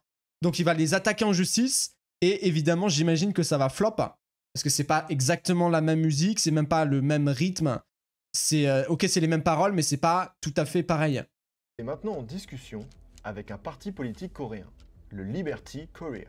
Il lui demande son autorisation afin d'utiliser la musique Baby Shark pour promouvoir non, c'est pas du tout ça, alors. De leur candidat en vue des élections de 2018. What the fuck? Alors, bonjour, comment ça j'ai pas compris. Johnny répond très simplement qu'il n'y a aucun problème, qu'ils peuvent l'utiliser vu que c'est une musique traditionnelle et qu'elle est donc dans le domaine public. Son interlocuteur est quand même surpris, mais il remercie Johnny pour sa franchise et leur conversation s'arrête là-dessus. Le parti politique coréen va donc publier leur version de Baby Shark et bim, dans la foulée, ils vont recevoir une petite lettre de Smarts to Die qui les menace d'entraîner des poursuites judiciaires pour violation de droits d'auteur. Oh, c'est drôle ça. Là, le groupe politique tombe de haut et se défend en utilisant l'argument comme quoi c'est une comptine, qu'elle est libre de droit et qu'ils ont eu la permission de Johnny Only. Oh, le retournement de situation de sa version de 2011. Smarts to Die va répondre qu'ils n'ont jamais entendu parler de Johnny je sais pas quoi, qui possède 100% des droits de Baby Shark et qui refuse catégoriquement qu'une nouvelle version voit le jour. C'est notre truc à nous, Cette affaire va devenir publique et connaître un certain engouement en Corée pour savoir si Smarts to Die avait volé Baby Shark. Ah ouais, ça part loin. Ou bien s'ils étaient dans leurs droits. Et là, Johnny, lui, ça l'a réveillé de sa sieste, il est un peu dépassé par les événements. Oui, bon, j'ai fait cette première version, oui, c'est moi qui ai enlevé le fait d'être démembré. J'avoue, la guitare qu'ils ont repris, bon, j'avoue. Mais bon, ça reste une comptine, quoi, qu'est-ce que tu veux que je te dise? De son côté, Johnny va être interpellé par des dizaines de commentaires coréens sous sa version de Baby Shark. Certains réclament des poursuites judiciaires envers Smarts to Die, d'autres se disent avoir honte qu'une entreprise coréenne ait pu voler sa version, et beaucoup s'excusent et prennent parti en faveur de l'animateur américain.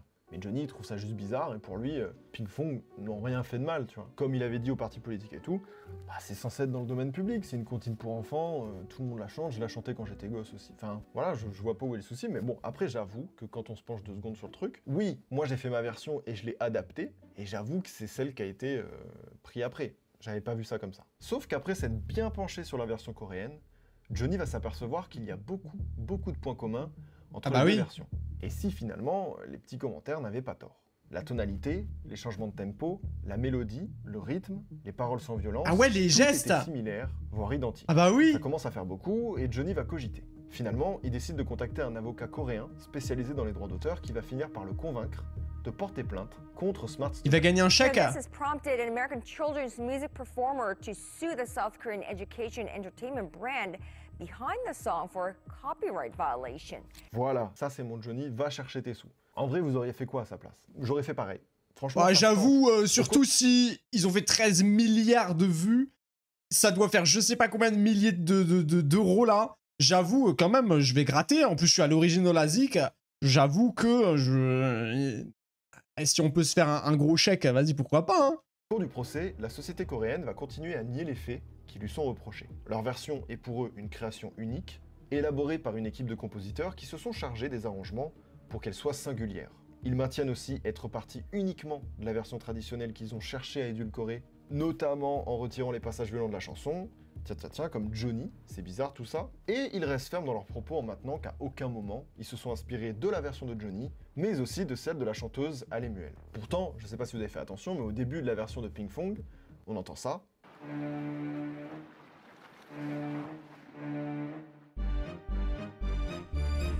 Ce son, c'est en réalité un court extrait de la BO des Dents de la Bah Mer. oui. Alors, en soi, c'est pas un problème, c'est même plutôt cool. C'est juste que ce même move a été fait sur la version justement d'Alemuel. On dit juste que ça fait beaucoup de coïncidences et que peut-être que c'est plus malhonnête qu'on ne le croit. Ça vaut peut-être le coup de creux. Ouais, ils vont pas le dire. En vrai, il est très difficile de juger si Pinkfong a Ils veulent pas plagié qu'ils Johnny gagnent des Only, thunes. même s'il y a beaucoup de points communs entre les deux versions de Baby Shark. Les juges vont s'appuyer sur l'avis de plusieurs experts dans le domaine du droit d'auteur avant de prendre une décision dans un procès qui s'annonce très long. Imaginez-vous 2 secondes être à la place de Johnny. C'est le procès de sa vie. Allez, on fait les paris, les gens. Est-ce qu'il va gagner le procès ou est-ce qu'il va le perdre? Sachant que c'est des Coréens, j'imagine qu'ils sont bien entourés niveau avocat. Est-ce qu'il va gagner? Est-ce qu'il va perdre? Vous dites qu'il va perdre? Allez.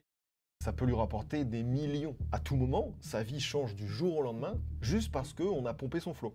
L'attente et la pression autour de ce procès est énorme. Surtout que personne ne peut en prédire le résultat, même si on voit quand même un énorme déséquilibre entre Johnny et une société qui a créé un empire autour de Baby Shark. Pour eux, c'est leur bébé et ils vont clairement pas se laisser faire parce qu'ils ont beaucoup à perdre dans cette affaire. 2 ans plus tard, Johnny et son avocat commencent à être de moins en moins optimistes. Smart Studio a continué de grossir. Bah oui, et ça vraiment existe devenu toujours, donc puissante. Sa hyper. notoriété n'a fait qu'augmenter et la société s'entoure d'avocats. Et face à cette Bah oui, c'est ce que je viens de dire. Johnny va décider d'abandonner les poursuites. Oh Ce qu'on peut comprendre. Parce qu'en non! vrai, sur la durée, ça peut lui coûter très cher pour potentiellement pas gagner. C'est plutôt sage de sa part. Et là, la société coréenne va surprendre tout le monde. Ils veulent à tout prix maintenir ce procès. Ils y ont consacré du temps, de l'argent, mais surtout, ils veulent assainir l'image de leur chaîne YouTube Pinkfong en éloignant définitivement Oh toute waouh! suspicion de plagiat. Et vu que les deux parties ne sont pas d'accord pour abandonner, le procès va donc avoir lieu. Moi, si vous me demandez mon avis, je croise les doigts pour Johnny. Nous sommes maintenant en juillet 2021 et il est temps pour la cour de Séoul de prononcer le verdict. Allez, dis-moi qui gagne à moi un petit La peu. Commission coréenne des droits d'auteur, à qui il a été demandé d'examiner le dossier, a déclaré qu'il était difficile de reconnaître que la chanson du requérant, Johnny Only, a ajouté un nouvel élément créatif à la chanson traditionnelle. Même si la chanson du requérant est reconnue pour sa créativité en tant que nouvelle œuvre, il est difficile de considérer que le défendant, Smart Studio, a violé les droits d'auteur du requérant. Voilà, hein. Fallait s'en douter, qu'est-ce que tu peux faire face à ça? Est-ce qu'ils ont pas mis un chèque sous la table là? Est-ce qu'ils ont pas perverti le juge? Oh, ça a mis un gros billet en mode allez, on vous donne 1 million et affaire classée. Allez, vous nous faites gagner là. Allez, let's go. Hop. Le mec, bah évidemment, il est content le juge là. Il fait allez, acquitté, allez, acquitté. Oh waouh. Oh waouh. Comment ils sont pervertis, c'est un truc de fou. Et donc, il a perdu. Mais comment ils peuvent dire que il n'y a pas plagiat alors qu'il y a littéralement plagiat? Les gestes, le rythme, les paroles. Il y a trop de similitudes en fait. C'est maintenant officiel. Johnny a perdu son procès Oh et ne non. touchera pas 1 centime de la version de Pinkfong. Il va continuer à partager des musiques pour enfants sur sa chaîne YouTube, et même poster une version animée de Baby Shark, un peu comme celle de Pinkfong. Mais ça ne va pas concurrencer le mastodonte qui est devenu Smart Study. D'ailleurs, la chaîne YouTube maintenant s'appelle Pinkfong Baby Shark. Vraiment, ils ont gagné le procès, ils ont dit regardez comment c'est à nous. Et en vrai, ah ouais, ils ont pris la grosse tête. Oui, on a le droit d'avoir de la compassion, etc. Mais pour les enfants, c'est vraiment la version coréenne qui prime. Parce que c'est celle-ci qui est populaire et les enfants, bah, c'est celle-ci qu'ils veulent, en fait. Il y a une vidéo triste et drôle à la fois d'une petite Zoé qui demande à Alexa de jouer Baby Shark et Alexa lui joue la version de Johnny et ça lui plaît pas trop. Here's a sample of Baby Shark by Johnny Only on Amazon Music.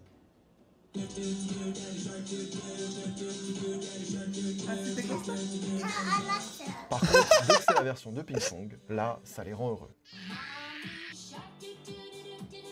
Ah ouais! Et c'est comme ça. C'est le même sample! De leur côté, Pinkfong vont donc... C'est le même sample! Et elle s'éclate plus parce que la musique est un peu plus aiguë. Et il y a une voix féminine. Oh waouh! Abuser du bail et créer plus d'une centaine de nouvelles versions de Baby Shark. Vraiment, ils ont tout fait. Baby Shark Halloween, Baby Shark Dinosaur, 8 bits, origami, marionnette, robot, en 3D, en acapella, version rock, EDM. Et tout ça là, c'est loin d'être des flops. On parle de millions et millions et millions de vues à chaque fois, alors que c'est toujours la même musique. Ils s'en lassent pas. C'est la vie. La morale, c'est que il faut jamais sous-estimer les chansons pour enfants. Alors, j'ai dû vous saouler avec tous les extraits de musique parce que c'est pas la musique que tu as envie d'avoir en tête pour ta journée. Mais rassurez-vous, vous n'êtes pas les seuls. Dites-vous qu'en 2020, dans une prison d'Oklahoma, Baby Shark a été utilisé comme moyen de torture en étant diffusé en boucle lors de garde à vue. Non. Elle a même été utilisée à peu près de la même façon par le maire de la ville de Miami dans le but de faire fuir les SDF de certains quartiers. Oh non, ça c'est moche. Petite ça. Anecdote un peu moins glauque, elle a même été jouée par un orchestre à la Maison Blanche pendant la traditionnelle visite des champions de la Ligue de baseball américaine en 2019. Oh waouh, ça va loin. J'aurais jamais pensé qu'il y aurait autant de choses à dire sur Baby Shark. Et quand je repense au conflit entre Johnny Only et Pinkfong, bah je trouve ça fou quand même. C'est vraiment un mec tout seul, passionné, qui fait son petit truc, qui se bat contre un géant de l'industrie coréen. Mais ça, il y a de ça dans tout. Un shonen, mais où la fin est prévisible. Et même si ça ne se finit pas de la meilleure des façons pour Johnny, il est quand même reconnu aujourd'hui pour être à l'origine de la vidéo la plus vue de l'histoire de YouTube. Il se dit fier d'avoir apporté des modifications aux paroles pour rendre cette musique plus accessible. En tout cas, peu importe les versions. Ce qui est certain, c'est que grâce au travail de Pete, Johnny, Alemuel, Pinkfong, cette musique est devenue si populaire qu'elle est devenue un phénomène générationnel. Elle a marqué et continue de marquer des millions d'enfants, et demain, quand ils seront adultes, cette musique éveillera en eux l'un des meilleurs sentiments qui puissent exister, la nostalgie. Et qui, de eux, aurait pu prédire ça? Voilà, on arrive au bout de cette vidéo. Je sais pas vraiment comment la conclure. J'ai juste envie de vous donner un conseil business. Faites, voilà, vos recherches sur les comptes un peu libres de droit et essayez de proposer une musique, essayez de casser YouTube une nouvelle fois. Vous avez la démarche, vous savez la méthode, vous avez la recette. Plus sérieusement, pensez à vous abonner, ça fait... J'avoue, on va faire un maximum de musique de Noël, du coup. Si c'est le bilan, là, on doit faire le bilan de tout ce qu'on a vu ce soir, là. Les gens, on va faire un maximum de comptines d'enfants. On va remixer tout ça, on va faire ça à notre sauce. Un maximum de musique de Noël. Et comme ça, on augmente nos chances de péter et devenir millionnaire, là. Oh, waouh. Je trouve ça abusé, le délire de... Ils ont utilisé cette musique comme moyen de torture dans des prisons.